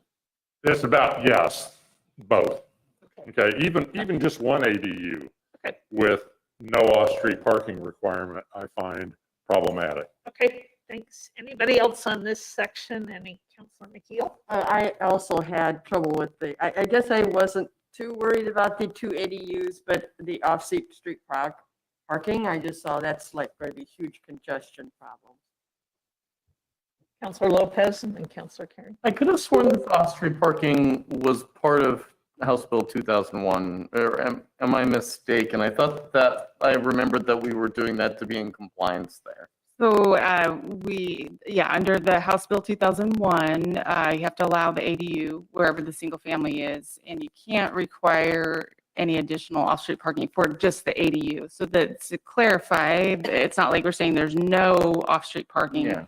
The house still has to have its 2 parking spaces. But for the purposes of the ADU, I think there's been expressed some heartburn about no additional off-street parking for the ADUs. But my understanding is that's one place where our hands are tied. So choosing 1 versus 2 is a policy decision we make, knowing no matter which we choose, the off-street parking is. Hey, Councilor Carey. Yeah, and to your point, Councilor Lopez, correct. We're not allowed to require off-street parking for each ADU. So if we have 1, then we run the risk of 1 or 2 cars parked on the street that are habitating in that one. If we add, which is optional, and to the mayor's point, a policy decision, add a second one. Yes. Now there are, again, no requirements for that. So there's the potential for 1 and possibly 2 additional vehicles parked on the street. Yeah, and I need to check on, I made a note here to check on the second ADU if we were to allow that as a policy discretionary on the part of the city of allowing that, if we could require parking for that second ADU. I mean, you can't require it for the 1, but you may be able to do some, 1 additional space if you're That'd be doing. interesting. Probably unlikely. The other concern in this particular section is if we go with 2 ADUs, that's going to allow a 20% increase in the maximum coverage of a standard lot in the underlying zone. And again, this is a question for you, Suzanne, so if we were going to go with 2, then we can cover 20% more of the lot than if we just had the single dwelling unit. Is that correct? Correct. It's giving a little bit of a bump up in the current lot coverage, I think is 40%. And so, that's pretty low amount for how much of the lot you can cover. And if you're going to do one of the units as detached, it's trying to give you a little bit of extra lot coverage space to be able to do that separate unit without having to go through a variance process, which again is another barrier and a cost and a deterrent to doing that type of a And unit. does that change the setbacks? The setbacks would be, it's a good question, Mayor. We're looking at that to see, I believe the setbacks would follow the same as the house, like the regular structure, but that's also a policy question. You could have a detached one instead of a 15-foot rear yard setback, go to 10 feet to be able to have a little bit more flexibility on the lot. But then the things you're trying to balance are the access to privacy and open space and separation between And yards. the sort of quality of the neighborhood, which is a value judgment there. Now, the other thing that troubled me a little in this particular section is item 5 under that is ADU shall not be counted toward the maximum density of an underlying zone. And if we think about a single dwelling unit, there are, I believe, 6 per acre. Is that correct? Right. And if each of those 6 could have 2, we're jumping the numbers pretty quickly, and that becomes a pretty dense. That density jumps pretty dramatically, but we can't count that. Right. This is, again, it's got try and give it a little bit of a relief or that increased flexibility to that density standard so that you would encourage this type of unit to be built on a particular lot. I mean, I think we do it's a tendency to jump to worst case scenario. I can say we already allow ADUs and we have a few here and there, but I haven't seen whole, neighborhoods as of yet, Sure. Start to convert to that. So, I mean, there's a lot of, I think people make decisions And on I that. think that it's reasonable to look at a worst case scenario because that's one that you can define. You can't define the halfway point, or you don't know what is in between and what would be popular. The final question is, and then I'll be done, Madam Mayor. I just wondered if is that part of the law? Is that part of House Bill 2001 or is that an? I think it is, but I will make a note. I don't know. Ryan, do you know off the top of your head if that whether or not the ADUs count toward the maximum density of the underlying zone? Is there a density relief for ADUs that doesn't count? Okay. Yeah. My recollection is from prior discussions is that they are not counted against the density. But again, you can swallow 1. 2 is more difficult. Yeah. Okay. In terms of the number of people in an area, and I don't know that even in, it's a maximum of 800 square feet on the floor level for these. It's reasonable to assume that there could be more than 1 inhabitant there. 2 is fair enough. I mean, that's not in Portland, that's a common condo size, believe me. And that 2 or more can live in that. And we're not going to limit how many can be in there probably. So you end up with a lot of people and potentially a lot of cars and a lot of traffic in areas that we're talking about making more walkable and more bikeable. And the more vehicles you put on the, to the Griffin Estates example, it makes that less attractive to me. So those are some interdependencies we might need to find out about before, as said, we're not making decisions tonight. Those are great questions about how all that works together if we make the choice between 1 and 2. What are those other impacts? Yeah. Okay. I flagged those concerns. Thank you very much. If we're good with the ADUs, I was going to jump us forward to the definition section. So part of any good code update. Oh, was there a question? Sorry, I'm with definition, sorry. Oh, okay. Yeah, so definitions start on 36 to 38 of the packets, and we're trying to modernize the definition of dwellings and eliminate some of the conflicting and contradictory definitions that we came across, and just make sure that we have, again, clear definitions of the type of housing units that we're defining in our code. Though further on, there's a table that says which residential zones permit or allow these specific type of dwellings. But were there, Councilor McKeel, did you have a question on the definition section, or? Yeah, I was wondering why mobile home was called out as not a dwelling place? Do we not have, I'm trying to think of neighborhoods and. Page are you on? It's on page 36? 7 or 37, Seven, and mhm. it's under the Phase 2 Code Amendment Matrix Proposed Amendment. And its dwelling unit means one or more habitable rooms occupied or intended. And mobile home is at the, such definition shall not include a hotel, motel, boarding house, campground, or mobile home. I'm not seeing that. No, it's not in red there. It's not in toward the red. bottom of that. Yeah, so that's existing. That's the paragraph under all the red. So, That's so existing. oh, So sorry, we I have should separate definitions for, and it doesn't look like they're all Yeah, listed. it on your isn't big red, list. and I'm sorry about that. Uh-huh. I still am curious why we don't consider a mobile home a dwelling unit. But, so that would just be for my own. Yeah, I think it's based on the how it's constructed. Like RVs are not meant for permanent human occupancy, the way based on construction.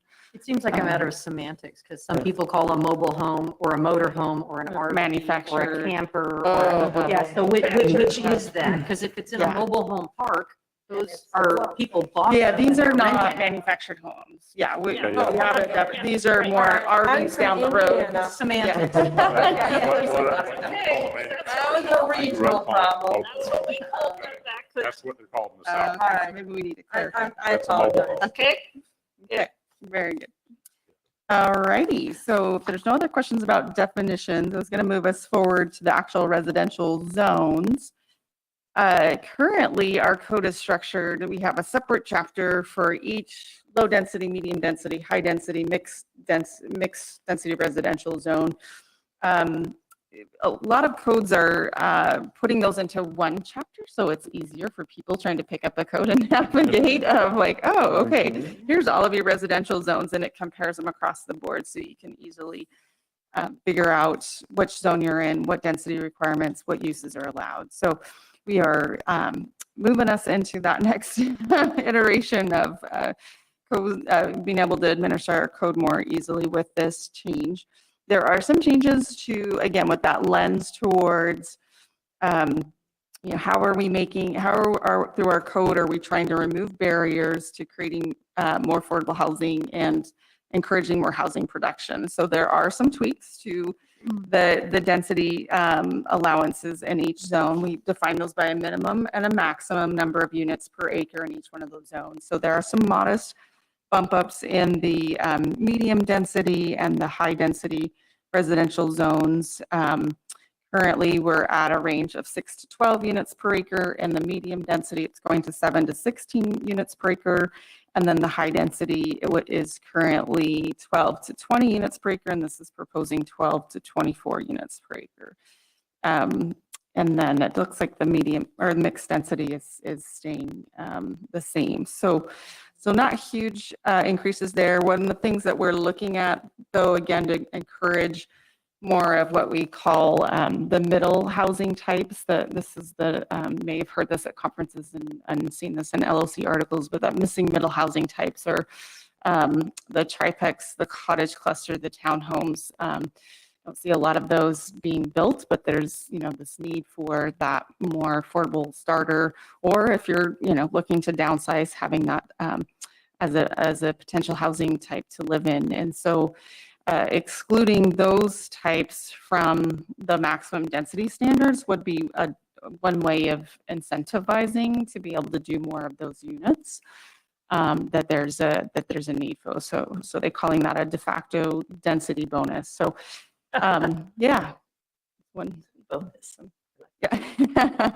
So that's definitely a policy. You know, there's a range of ways to incentivize, you know, the creation of more units, and that's one of them. Another way, sometimes codes will discount, if you will, the smaller one-bedroom studio apartment units, so they don't count as a whole dwelling unit towards your density, your maximum in that zone, to encourage more of those types of housing units. But yeah, so that's looking at the density, changes to some of the density standards. Oh, go ahead. Could you, I mean, I fluctuate between knowing and not knowing what each of these zones are. RS, in real language, what does that mean?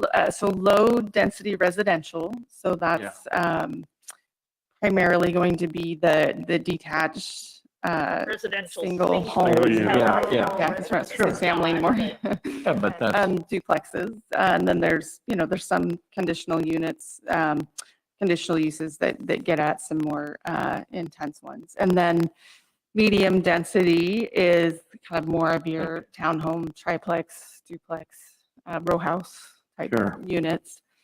And then your high density is usually I'm getting it now. Yeah. And then the MX is the mix. it's a blend. So that's our most we have in Monmouth is Edwards Edition, and then we have a little bit over by Ash Creek Elementary School area town. So yeah. Yeah, I vacillated in and out, and I got it. Oh, Thank okay. Yeah, well, just when you think you've got it, we're gonna make some changes. Yeah. And then I won't get it. So the other part that I really like about these code updates is putting the use, we call it the permitted use list. You know, it's that gargantuan list of uses that, you know, I was just trying to summarize to Councilor Carey what uses are allowed in each zone, and put those into a table that starts on page 11 and continues on page 12 and 13. So again, it's really easy to read in terms of what types of dwellings are permitted outright, not permitted, or if they're special use, meaning there's some additional standards, like a home occupation is a good one. Like we see that as compatible in the residential zones, but we want it to meet some certain standards so it won't detract or create a lot of traffic hazards and stuff like that. Councilor Oberst. So there's a note here along the side on your page 11 or 41, depending on which pages you're looking at. If duplexes are allowed to have an ADU, then ADUs will need to be permitted in the RH zone.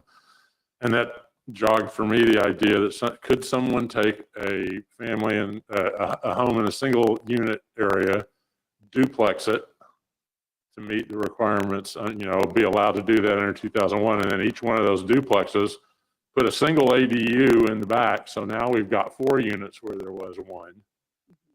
And if you're allowing 2 ADUs, but you can't add 2 ADUs to a duplex, I presume, but you're still now going to 4 units where there used to be a single. Right. I think it depends on how you want to define your codes. I mean, Okay, there are some I just cities that needed are to be basically sure I doing understand. away with single, Right. dwelling, and they're just saying, any zone can allow any residential Could type. allow the 2, Yeah. but then to add. I don't think what we talked about at the planning commission level was going that far.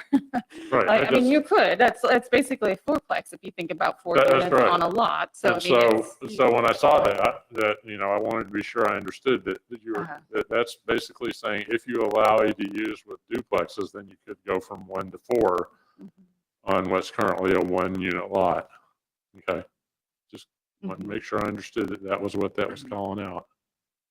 But do we require parking with duplexes? And if you don't call it an ADU. And we do require. I've given parking up for on duplexes. You know, that muddied the waters for me a little bit. If it's a duplex and it's 1 lot, are the ADUs assessed by lot? So each duplex wouldn't get its own ADU, right? Duplexes can now be divided in ownership. Oh. Okay, Right. that's what I was did you missing. just say? I missed what you said. Duplexes can have divided ownership. It used to be that one owner owned both halves of the duplex. that now you can actually have divided ownership of the duplex. So not to get us too far down the weeds, but yeah, you can they call it condominiumize the duplex so that each side of the duplex is owned, the inside of the unit is Right. owned by a separate owner. The situation of like actually dividing the lot and selling the whole lot and the unit off is, That'd be a different. that'd be more like a town row house and they have to meet the minimum lot size standard. And then the All RS zone, you wouldn't be able to All right. do that. So, Okay. I'm still thinking about in the RS, yeah, turning a single house into a duplex with two owners, would they each get an ADU? But it's ADUs per lot. And Yeah, what I'm hearing is it's that per if you lot. did that, It's it would per still lot. be one lot. So you wouldn't end right, up with. right. You got it. Yeah. It's per lot. Gotcha. Okay. Thank you for the clarity. Yeah. All right, so if there's not any other questions on the use table, I'll move us forward to page 44. We've had some discussions about, or starts on page 43, commercial uses in residential zones. And one of the reasons for having commercial uses in residential zones is to try to kind of bring back the neighborhood commercial use that people are used to walking down to the corner and, getting their coffee and so that you don't have to get in your car every time you want to go make a convenient trip. So planners spread things out along a lot of times, and now we're bringing them back together, realizing that wasn't good for people's health and it wasn't good for climate change to have all those extra vehicle miles. So do recognize that, you don't want the big boxes to occur in residential neighborhoods. That's probably not compatible. But there are some like daycare, small little cafe, even retail goods, office, personal service type uses that if they are sized correctly and sited on lots, can be compatible. And we currently under our code allow this in the mixed density residential zone. And we have standards for that. And those are the ones that are highlighted on page 44, in case you're wondering why that's highlighted randomly. And so now we're trying to kind of normalize, or not normalize, but create one set of neighborhood commercial standards that would apply in our residential zones. So we're still having some discussion on what those standards should look like. So that's definitely a policy issue. If you have thoughts or ideas as we go through this on, whether or not they should be further dispersed or the location of them, but we currently have a size limitation on the individual buildings of 2,000 square feet. So that's not a very big, kind of like a coffee shop size building. So yeah, and then the hours of operation. But so yeah, if you have any thoughts about that, be curious. So it looks like, pardon, it looks like that under location and access, the neighborhood commercial developments would have frontage onto the collector and arterials, which are, more active Higher streets, call it. traffic and- But they've got available on-street parking on the adjacent minor collectors or locals. So you park in front of the residence, if not on the collector street. You hadn't worried about that.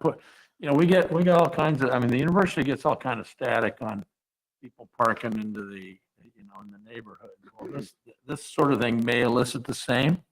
I don't know. It's not a bad idea. I'm not necessarily opposed. It's just a comment.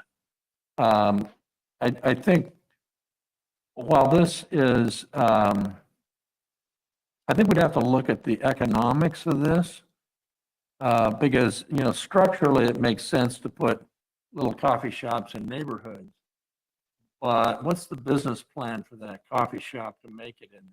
And it's not mine to make. I understand that. That's the business owner. But, the viability, I wonder what that would be. I just don't know. Rhetorical question. Rhetorical, because, Yes. Councilor Curie, could I expand on that question a little bit? So We currently are borrowing this language from another section of the code with the mixed density residential.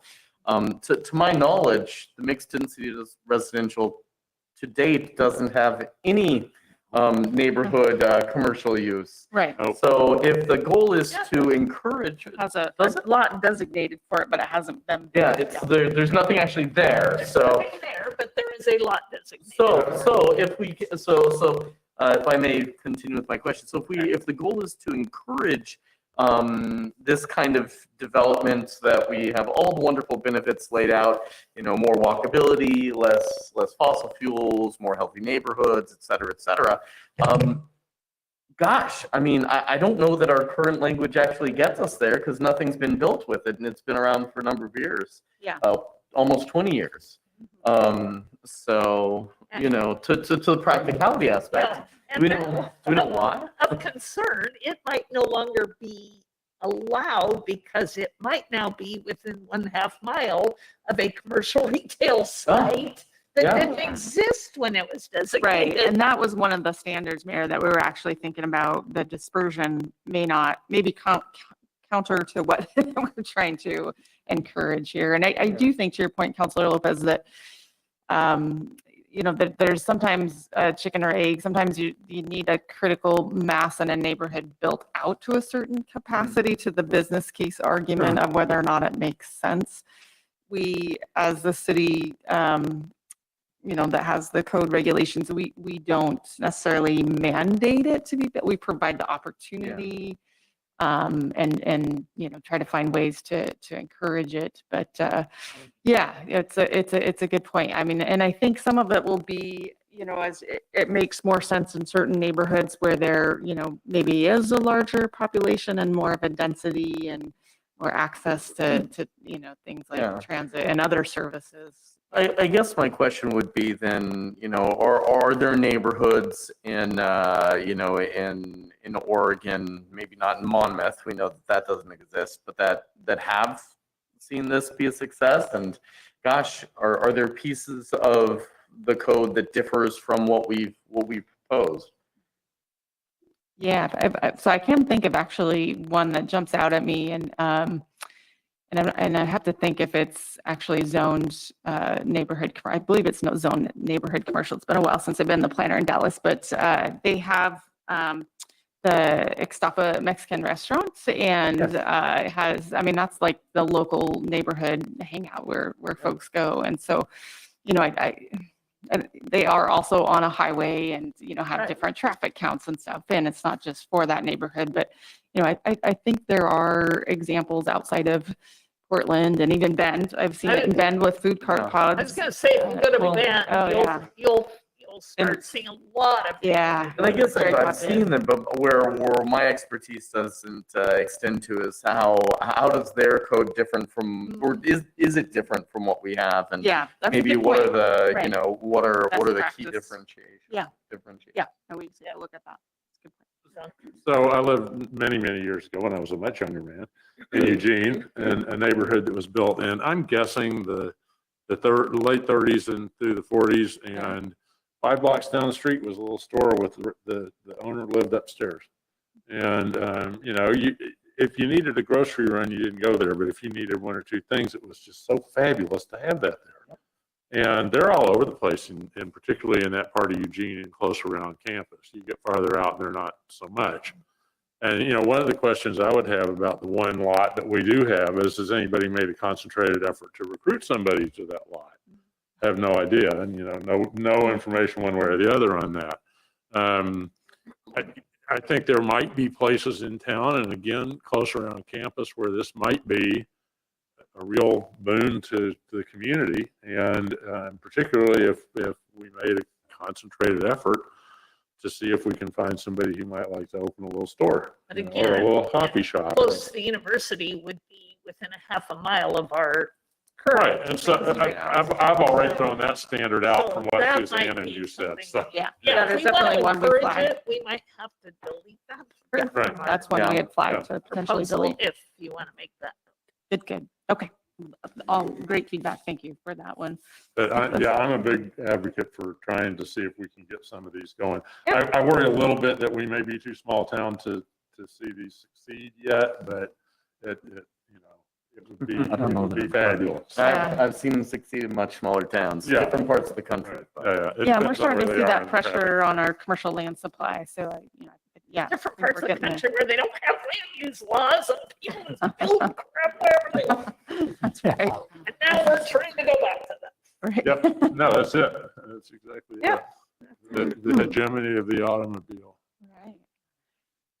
One of the other new items being introduced in these proposed amendments has to deal with architectural design standards for our residential hard to read. zones. So one of the ways to kind of soften that increased density and still have enjoyable, nice looking neighborhoods, attractive and functional, is to also look at the design. And I wish I had, I apologize for not bringing some photos, because I can show you photos of higher density development and you'd be like, no way, because it's just, sometimes it's the way that it's designed and you pay attention to certain of the parts of the architectural details. And this was kind of prompted looking around at some of our, not to say names, but some other examples of, where there's a sea of parking, that's all you see from the sidewalk on the street, and then the buildings are tucked way in the back, and that certainly doesn't encourage the eyes on the street or the, a more interesting pedestrian environment to walk in. So that's kind of the purpose of this section 47, or page 47 through 52, is to try to introduce some of those key elements. This is always a balancing act, because if you go too far, you're seen as not flexible and adding to the cost of development.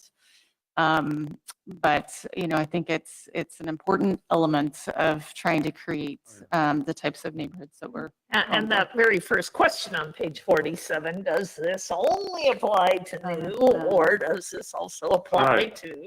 So I would, on page 18, the standard that says setback no further than 20 feet from the abutting public street or public sidewalk. We have a whole lot of vehicles in town that are longer than 20 feet, and I worry about the big pickup trucks and some of the other larger vehicles that people drive. And is 20 feet enough of a driveway to get them out of the way of the sidewalk? I just wonder if that might need to be just a hair deeper. The rest of that standard, I really like, being the guy who lives in a house with a front door that does not face the street. I really appreciate making the front door face the street. So did the emergency responders as well. Be able to find that for sure. As long as it doesn't apply to old homes that. Well, I'm going to make my house meet that requirement to face the street next year. That's the Since his plan. currently doesn't, his front door does not. That's right. Now that I remember. Where to go? Yeah, so to your, thanks, Mayor, for pointing out that discussion question on page 47. Should any of these standards apply to residential expansions, conversions, or substantial remodels? I think where we were landing on that with the Planning Commission initial discussions was that it's really just new development, or the parts of the remodels that are changing where the standards would apply. So it's not like if you did a remodel, you're gonna have to bring your whole house up to, it could be kind of a nightmare to ADA, enforce. right? So Right, If you're gonna change right. the front, you might need to meet Right, there's the an standards, element, but you're right. adding a room on the back, you don't need to meet them. Right, just the standards like that would that. apply to the addition or the That- try to be that's- some reasonableness and that for sure. Let's see here, what else can I point out? Councilor Obers? I also wanted to draw attention to the discussion on page 15. Does the code need both a lot frontage and a lot width standard? I grew up on a lot on the outside of a sharp corner in the street. The width of the lot at the front setback of the house, the front line of the house was the average width for the neighborhood. But at the street, it was considerably narrower. So the frontage was narrow, but the backyard was the biggest backyard in the neighborhood because of the way it was oriented. So, Yeah. that's where those two things could be different. And then the comment of, is the minimum distance between buildings necessary? That sounds to me like, do we even need a setback rule? So you could line up with houses a foot from the property line, question mark? So there are building codes do come into play on how close you can put buildings together. And if they get too close, then there's like certain fire safety construction they have, right? Adding the double sheetrock and So whoever gets there first determines how close the other house can be to the property line? this is on the same lot. Okay. Yeah. Okay. That's what- Buildings. That yeah. was, So if I have Got a it. shop in my house, Right, they got have to be 10 feet apart. And building code's going to say they have to at least be 3 feet apart or have. yeah, no, that fire wasn't safety. clear in the way. Okay. Okay. Yeah. Otherwise that'd be, I could see where there'd be kind of some equity concerns on who got there first for sure. All righty. Well, the other item, I think last item I was hoping to point out to you. Oh, yes, infamous parking chapter at the end, everybody's favorite topic. So pages 54 through 55, we had some initial discussions. We're going to get back into these on our next round 2 of the code assistance package as well, but looking at making some tweaks to the parking standards. And I know this can be a touchy issue in communities, and certainly we've had folks raise concerns about this. But, you know, one of the things that we heard going through the stakeholder meeting in particular from some of our not-for-profit for housing council is that parking and the amount of space it takes for parking adds to the cost of development and projects. And so, you know, I think there's definitely a recognition that, you know, we should provide parking sufficient to meet the need and the demand, but not making it so onerous that it's adding to the cost of the development. So kind of this concept of the right size parking. So there are some changes that are proposed here that would reduce the number of off-street spaces required for the multifamily development, and duplexes included in that as well. So currently we require 4 spaces for a duplex, for example. That would go down to 3 spaces.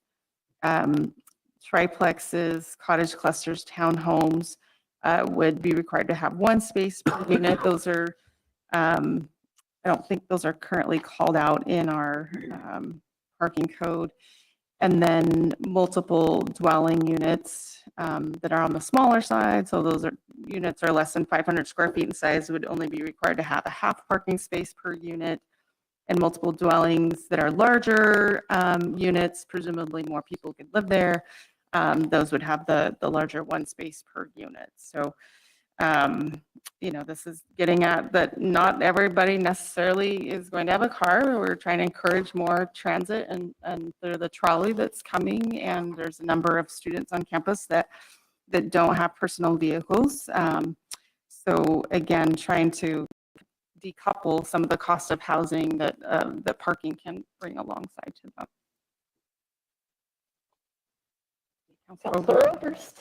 So Susanna, am I understanding that we're going to say on-street parking counts towards the parking requirement? So if you have a wide enough lot frontage, you could have a single detached dwelling with no off-street parking because it's got enough room on the street for 2 parking spaces and that's all you need? So you're on page I'm on sort of a 54, combination. Under 7. So you're looking at. Yeah, page 24 and 25. Yeah, so it's talking here about dwellings, required parking spaces shall be located on the same lot within the dwelling or in the adjacent public street in accordance with the section B below. Yes, on-street parking may be counted towards the minimum required parking spaces if the following, so you have to meet certain conditions, right, to be able to count that street, that on-street parking. The adjacent street allows parking on both sides of the street. Right. And then the on-street parking can be located along that property's frontage, so you can't count your neighbor, you know, in front of your neighbor's house as meeting All right. that. So if I have a 50-foot wide lot, skip putting in the driveway, that's plenty of room on the street for 2 cars. I don't need a driveway. I don't need a garage anymore. Yeah, this is, I can just make it, have everybody park on the street in a new development. yes, that is what this new language would potentially allow. Doesn't require, I mean, you could still, it doesn't preclude you from having your own driveway and No, garage, it like a doesn't number. preclude it, but it would Yeah. allow, and if Uh-huh. a developer can cut the $10,000 it costs to pour that driveway, they're gonna. Right. And this opens that door. It does. And Yeah, I have a problem with that. Yes. I'll just leave it at that. I think one of the things, and, one of the things on all of this that we need to think about is, this is sort of desktop warfare here, really. I mean, we don't know what's going to be attractive or not. Somebody could do that, but who wants that? I don't know. If That's worst case scenario work. Absolutely. I know, but, and we're projecting that if it's inconvenient to park your car, you won't have a car. That's not necessarily true. We don't have a transit system that really supports this. Again, and I hate the way it sounds, but I guess I mean it. I mean, this works much better in an urban setting than it does in a rural setting. People have to drive to get here. You can't, it's very difficult, possible, and there are those that do, that live their entire life here without a vehicle. But it's difficult to do. That's what the market will bear, right? Builders aren't going to build homes if they make that assessment. Right. They're not going to build homes without driveways and garages because they will assess that a lot of people who live here work in Salem and will need a car and a driveway. Yep. So I think, again, market will bear. Sure. And But I think that the difficulty with the market will bear is when we can't find housing. Right. And then you're going to have people forced to move into a place that doesn't have a garage, doesn't have a driveway, because that's the only one they can get into. And so I think, that's the whole reason we have regulation, right? Is to make sure that we have this people taken care of, because you can get away with that.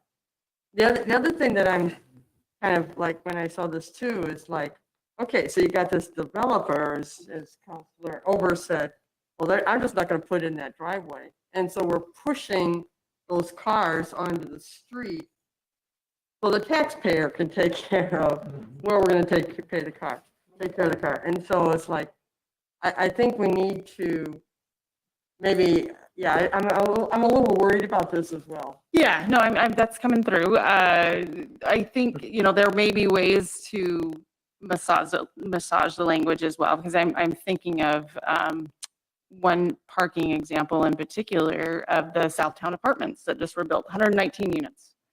And they had to put in a lot of parking, it was, let's see, one space per bedroom unit. So for a 3-bedroom apartment, they're putting in 3 parking spaces. Right.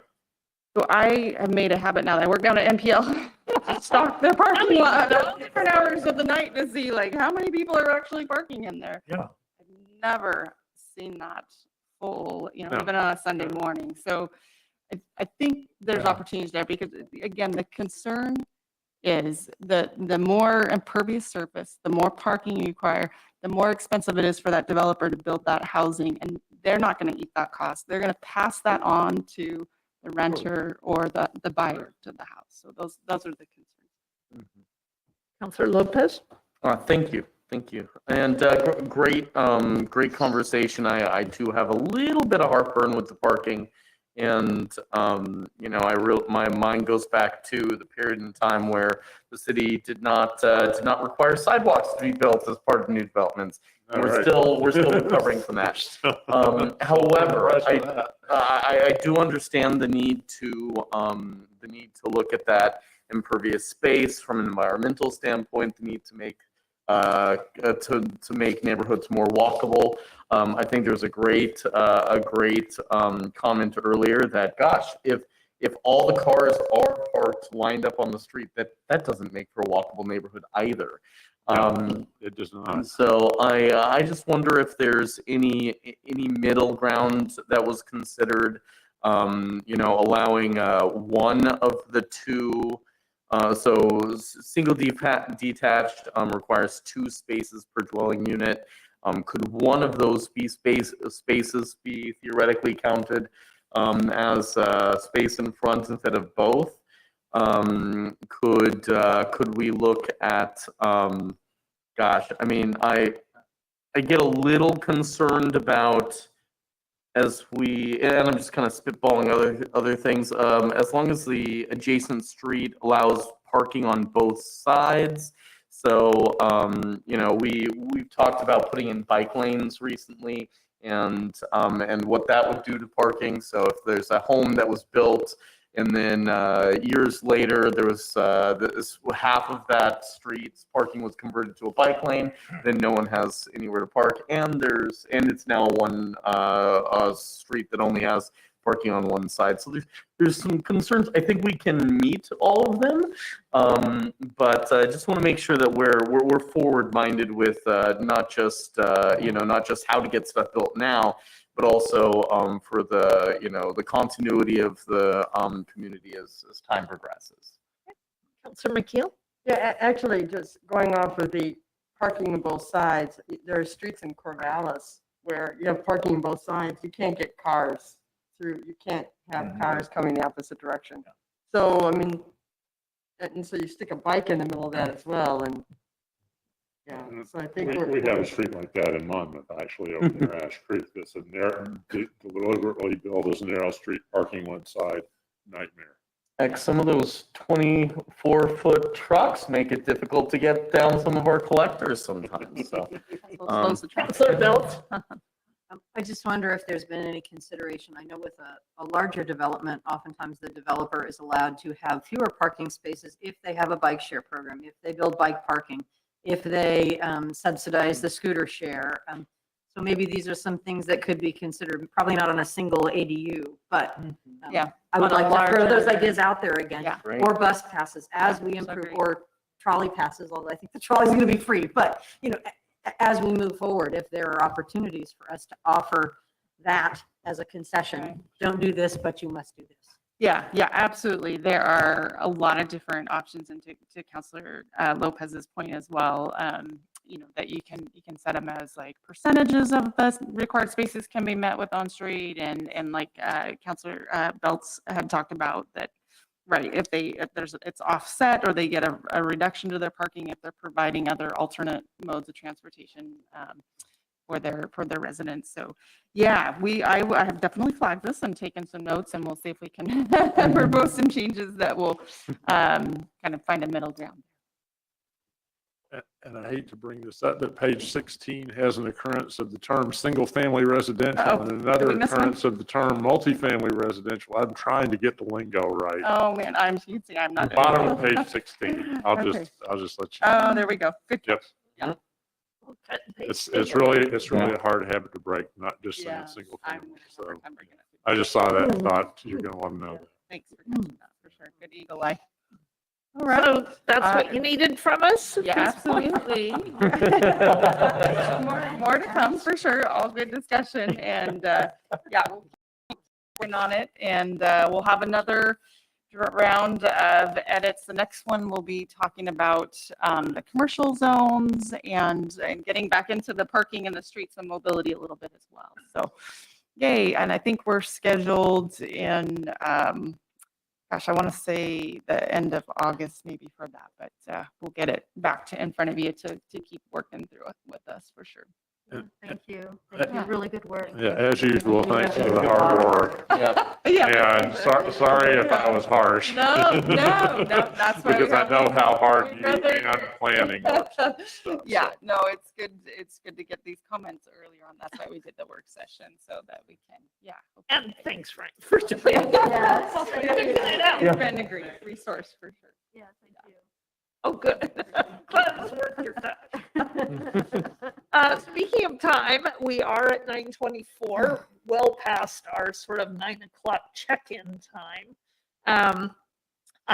There are a couple of things we can take off of the agenda, but I would like to have a quick discussion about the psilocybin because there is one time constraint. And if we choose to go down that path, we have to deal with this kind of tonight.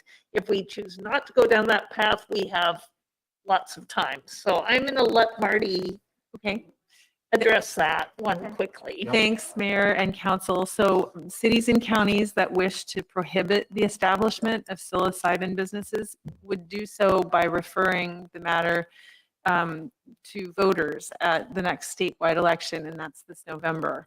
So if you, really the question for you tonight, we're hoping to get your guidance about whether or not you want to prohibit psilocybin service centers and manufacturing permanently or not. And I know that if just with presented with that question, you'd say, well, what does all that entail? The answer is actually there's a lot that we don't know at this point about the centers and the manufacturing, and even Oregon Health Authority, who's been tasked with putting together regulations for these facilities, won't be done with those rules until the end of the year. So I think at the moment, what the cities and counties have the ability to say that we either want to ban the facilities or temporarily ban the facilities through a moratorium. In the case of the moratorium, that would give us a chance to understand what the regulations would look like and also what the operation of these centers might mean. And if you don't remember how you voted back in 2020 on Measure 109, you could probably be forgiven for that too. It was a couple of years ago.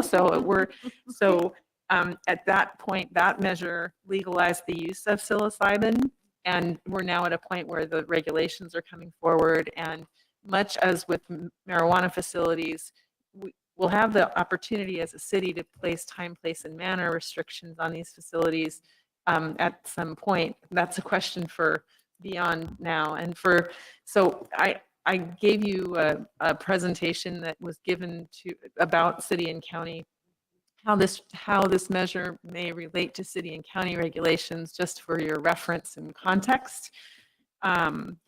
And wanted to just put the question for you, or hear what your questions are about what you would need to know to, the guidance we need tonight is whether or not you would like us to prepare anything for referral to Monmouth voters related to either a ban or a moratorium on these facilities, even knowing that we don't know a lot at this point. I'm happy to answer any questions you have or things that came up in staff report. We don't need an action tonight, obviously, but we would bring forward, if you wanted to enact a ban or a moratorium on these facilities, we would bring forward the referral of the measure at a meeting in August. And if we choose not to do one of those two things at this point, would we have the opportunity to do one of those two things? As I understand it, this is also the only opportunity that we have to enact such a ban or moratorium. So not asking for one of those actions to be drafted means we'll be, whatever the state decides, then we will be looking at allowing them with restrictions on time, place, and manner. Our city. Madam Mayor? Thanks, Lane. Yeah, if I can. That was a good introduction, Marty. Just a couple things to add on that. If you propose a prohibition, just an outright prohibition, and the voters approve that, it doesn't take voter approval to repeal that ordinance. The council can repeal that ordinance and allow psilocybin facilities if you choose to do so. You can't. It doesn't work the other way. You couldn't by yourselves enact an ordinance prohibiting. But if you refer a ban and you later decide maybe more than just a 2-year moratorium, but you decide after a few years that things seem to be working out pretty well in the state, and you want to join with the cities that allow these, you could repeal that voter-approved prohibition just by the council if you choose to do so. Marty had one other piece of information I found very interesting on this. Actually, I don't have word back from Polk County about their future action, but Polk County voters as a whole, I'm guessing at what you're wanting me to mention here, but Polk County as a whole, voters narrowly defeated this measure in 2 years ago. And Monmouth voters narrowly approved this measure by a few hundred votes in 2020. To allow the psilocybin to take effect statewide. So, Councilor Lopez and then Councilor Obers. Thank you. And my question's probably best directed to Lane. It's regarding the moratorium on the psilocybin. You detailed what a potential future could look like if we were to, take voter action on a ban. But if we took voter action on a moratorium and that 2-year period ended, what options exist there? That's a good question. This is still kind of a voyage of discovery, but the consensus on the city attorney listserv is that if you enact a moratorium, you may, within 2 years, within the period of the moratorium, you may enact a prohibition. And is that prohibition enacted by council? It has to be referred to voters. Oh, it would have to be referred to the voters again. Again. Oh, okay. Just if I can, just to make clear for the council, these service centers are not like marijuana dispensaries. You don't go in and buy mushroom products. Basically, they are service centers, licensed service centers where the mushrooms, the psilocybin is administered by a licensed person licensed to do so at the facility. So these are not retail kind of operations. Going for a massage or going for yoga. Yeah. And a little bit more complicated than that. Yeah. Councilor Oberst and then Councilor McKeel. So there was a really amazing article in the New York Times this week about psilocybin as a treatment for mental illness. And there are actually folks out there who are working on taking the trip out of psilocybin, leaving the effect on depression without, but then there are folks who are saying, no, the trip is the whole thing. That's what it's all about. So it was this really interesting sort of spiral article. The thing it left me with is the understanding that this is increasingly being viewed as a very viable treatment for intractable depression. I think that's fabulous. A therapeutic in right, yeah, and I'm not sure I'm quite there when we don't know the details yet from the state of how this thing's going to be structured. Right. And I would like to understand more about those details before I walk into this. You don't have time. Now, is it a moratorium or is it a ban? Well, yeah, you could enact the moratorium and that gives you time. Right, it gives me time, and so I'm torn, Lane, frankly, because okay, so I prohibit it and then I can allow it later. I have the moratorium, I can prohibit it, then I can allow it later. I don't know what's the best course of action. I'm just saying, my point is that I would like to know more about how this is going to be structured before I open it up. I do think that there's some really viable stuff going on here. Councilor McKeel. So if we do nothing, no ban, no moratorium, then what would happen is a business would come in and say, we want to put this somewhere.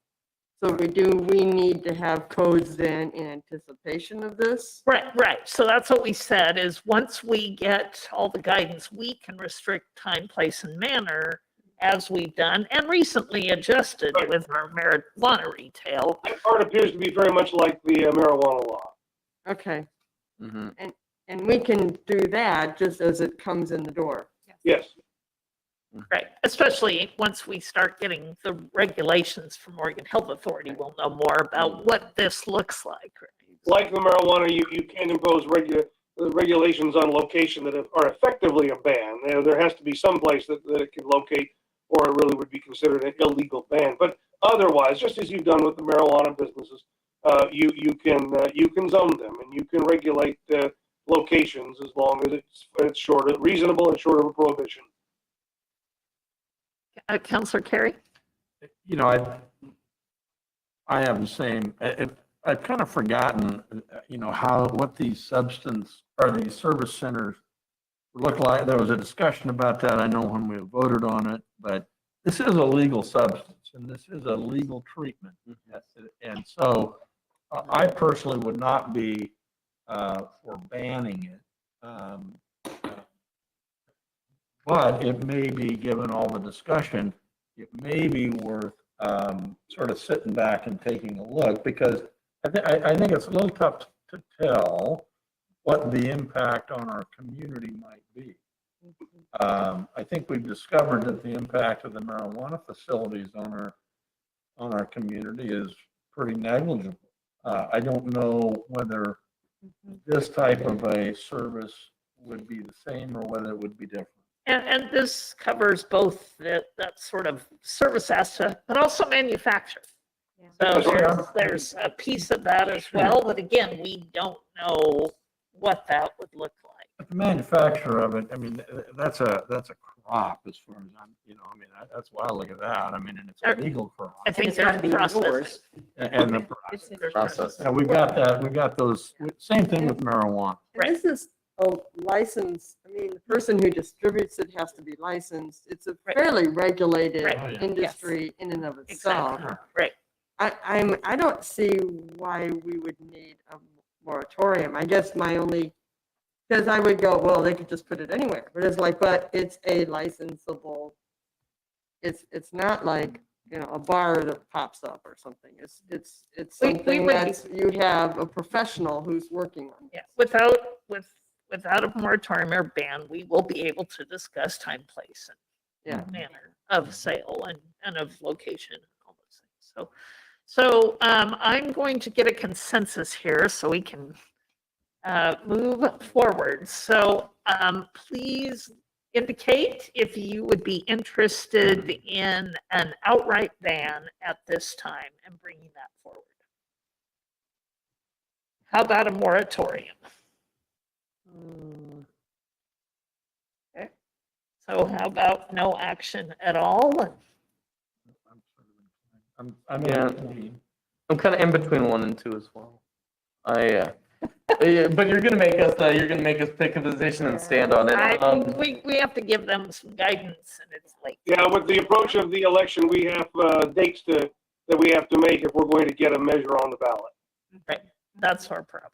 Yes, Councillor Salinas. So I think having more information would be important. I did some research on this, and not that my research is perfect, but there's just questions that come up. Yes, these are regulated, but there's researchers who are saying, you know, people who take this as a therapy have to be very closely monitored, and because it has risks to it. I am for helping. I mean, it can help with, you know, depression, anxiety, and they're even looking at other diseases, and that's fantastic. I mean, we deal with mental health and my family, so I would love to see, you know, those options. The advisory board, the person chairing the advisory board is the gentleman who pushed this ballot through, and I don't even know if he is a doctor, a therapist, or just an interested party. Companies who want to come in, are they in it for profit? Is it, you know, so there's just a lot of unknowns. And like I believe Councillor Carey was saying, we just don't know. We just don't know yet, like what the effects are going to be for our community. We found out, you know, marijuana, not a huge deal, and this could be the same. Well, except we have a reputation now for having having all these pot shops, which is an outside effect. I think one other thing we want to look at, and I don't want to dwell on this too much, is would the vote be more divisive or create more angst or anxiety about this than letting it happen and dealing with that as it comes. As it Because if comes. it's on the ballot, we're going to really get people digging in to positions based on information or misinformation. Yeah. So Yeah. that's another calculation for us, I think, whereas if it happens and by then we have more information and we create a really good forum for people to be educated and understand as we discuss time, place, and manner, will that be better or worse? And that's a consideration I would like us to take in. You know, we, through this whole pandemic thing, we have followed the guidance of the Oregon Health Authority. And so we could do the same here. In other words, do nothing and then take their advice and operate on theirs and then tweak it as we need to. Maybe that's where I would come down. Well, that was sort of the predominance anyway at this point. The preponderance was towards not taking the vote, the banner moratorium. And am I correct that it has to be private land? That the service center and manufacturer can build? Said it can't be public. It can't be public land, so it has to be, okay. Sorry, not. It's grown indoors, all that, so, yeah. I was gonna say, It'll be but growing a park's really big. That's Well, I used to live in East Salem near a mushroom plant. I'm going to tell you, if this is anything like that, you don't want to live near the mushroom. Oh, my God. So I'm going to take from the council that the consensus that no action as it relates to referring a measure to voters is desired. And Can you live with that, Councilor Oberst and Councilor Sleeman? Just a real quick, the reality of this thing is it's kind of like the idea that we would get an orthopedic surgery office in Monmouth. We're too small, and in all likelihood, this is going to locate in Salem anyway, where it's got a bigger population base, and then rural communities like us will go to it. So that, you know, facing that, and you never know. The reality is you never know. How profitable will these be? Well, and it's gonna depend, because there's a lot of cities who are banning it. Right. So we might be an ideal location. We might be the only ones, right? Commercial like industrial land that they can use for it.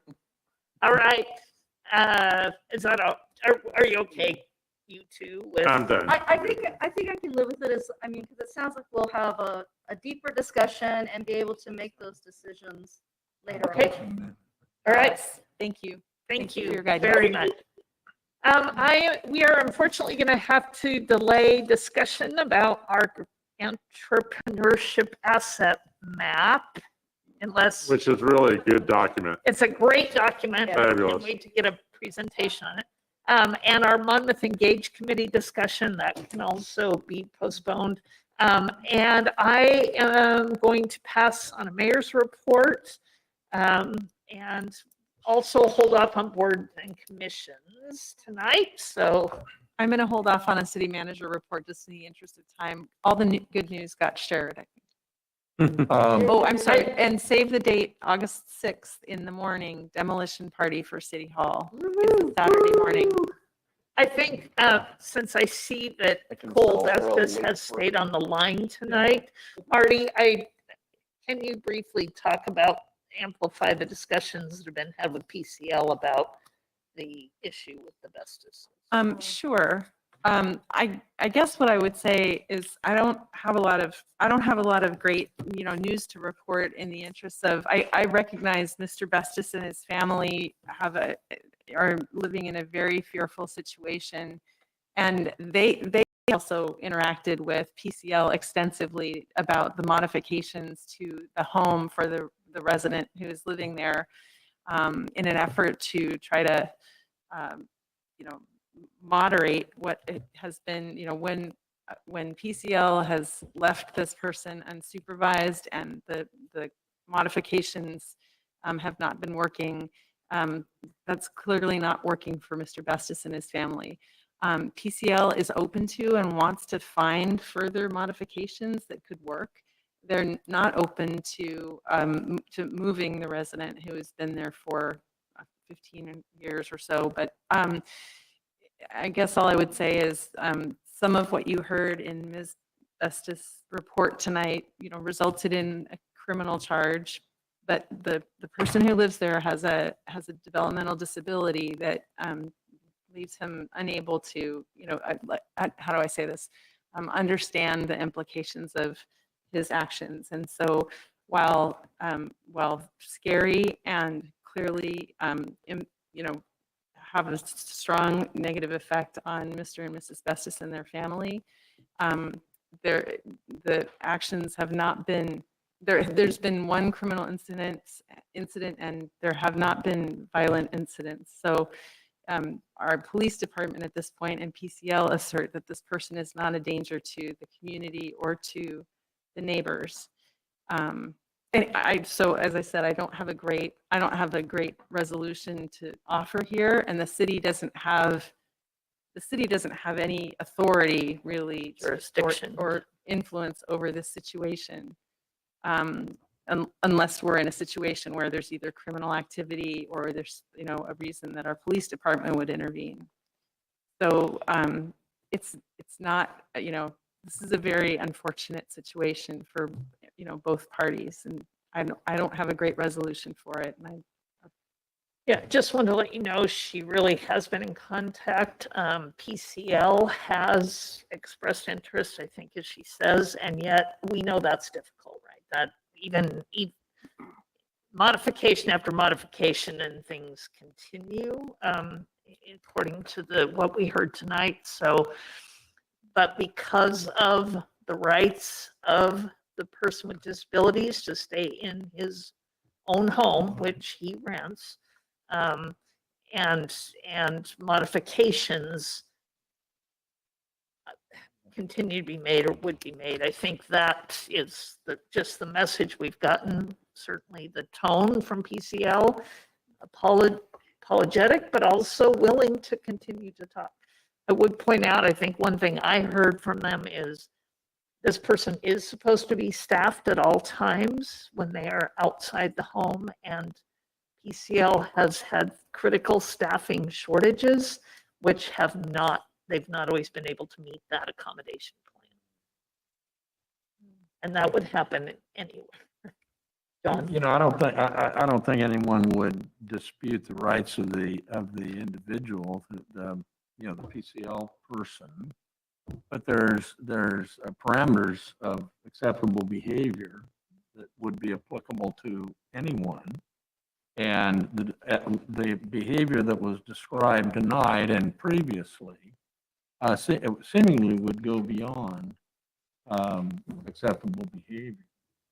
I mean, if in fact, rushing at, threatening language, Exposure. I mean, so there are issues and I take no pleasure in complaining about this, but because it's a tough situation. But the Bestis family has some expectations as well, and so I don't quite know what a solution is, but I think that we hopefully will be continuing to find one, and it seems the one that the outfit that has that pulls the threads on that is PCL, and I'd say it's incumbent upon them, hopefully, to make some, and I'm sure that they're considering it, but underline the significance of that from my perspective. I would say Marty's done that very, very nicely. She's And I would say represented that PCL has an awareness. They are keenly aware of the need for adequate staffing and supervision to make this situation work, and acknowledge that they have not had that in some cases. In several, I guess the acute shortages of staffing have caused, what is usually a, moderation for the situation to not work. And so recognize that you said it very well, Councilor Carey, that PCL knows that they hold the answer to having, making this situation improve. And they have, as I mentioned, some of what you heard tonight resulted in a criminal charge against the individual. Our police department has been involved in that particular incident. We have, I know that they've increased staffing to be able to have supervision for this individual when he is outside. They have fully fenced his yard so that there is no visual stimulation that, and I know that doesn't stop the outbursts that you heard Mrs. Bestis report, but so they've made, physical modifications to the yard and the house. And they know that it's up to them to make sure that that's appropriate and adequate. And our police will continue to respond. I just want to say thank you all for your time and for hearing us. My family thanks you. PCL is aware that it's been their job to supply him with adequate staffing and care for the last 20 years that he has lived there as well, right? And not to minimize the environmental supports that they have put in. Those things are fantastic, but the daily harassment still exists. I mean, I can't go jump on the trampoline with my daughter without hearing him yell and scream and curse profanities. And I'm confident that you guys have heard of situations similar to this before. And I think what we can all recognize is it's a matter of time. As well, that we have heard too that this isn't a good resource, a use of our police resources at this point. We've called numerous times. They have other things to do than wellness checks daily. But again, thank you for your time. If you guys have any questions about it, about PCL's response, about what we have tried to do and what our major request is, I'd be happy to answer them. Yeah, thank you. We'll continue to have Marty work with you on that. And if counselors have questions, we can pass those through Marty to continue to try to mediate the situation. All right, thank you. Thank you for staying with us. Sorry it's so late. All right, if I'm gonna ask at this point, we're closing in on the 10 o'clock hour, unless there's any particular announcements, we can move to adjourn. All in favor, who are not yawning, please signify by saying aye. Aye. And any opposed? Thank you. Any opposed, get the hell out of the way. Thank you, Council President Terry.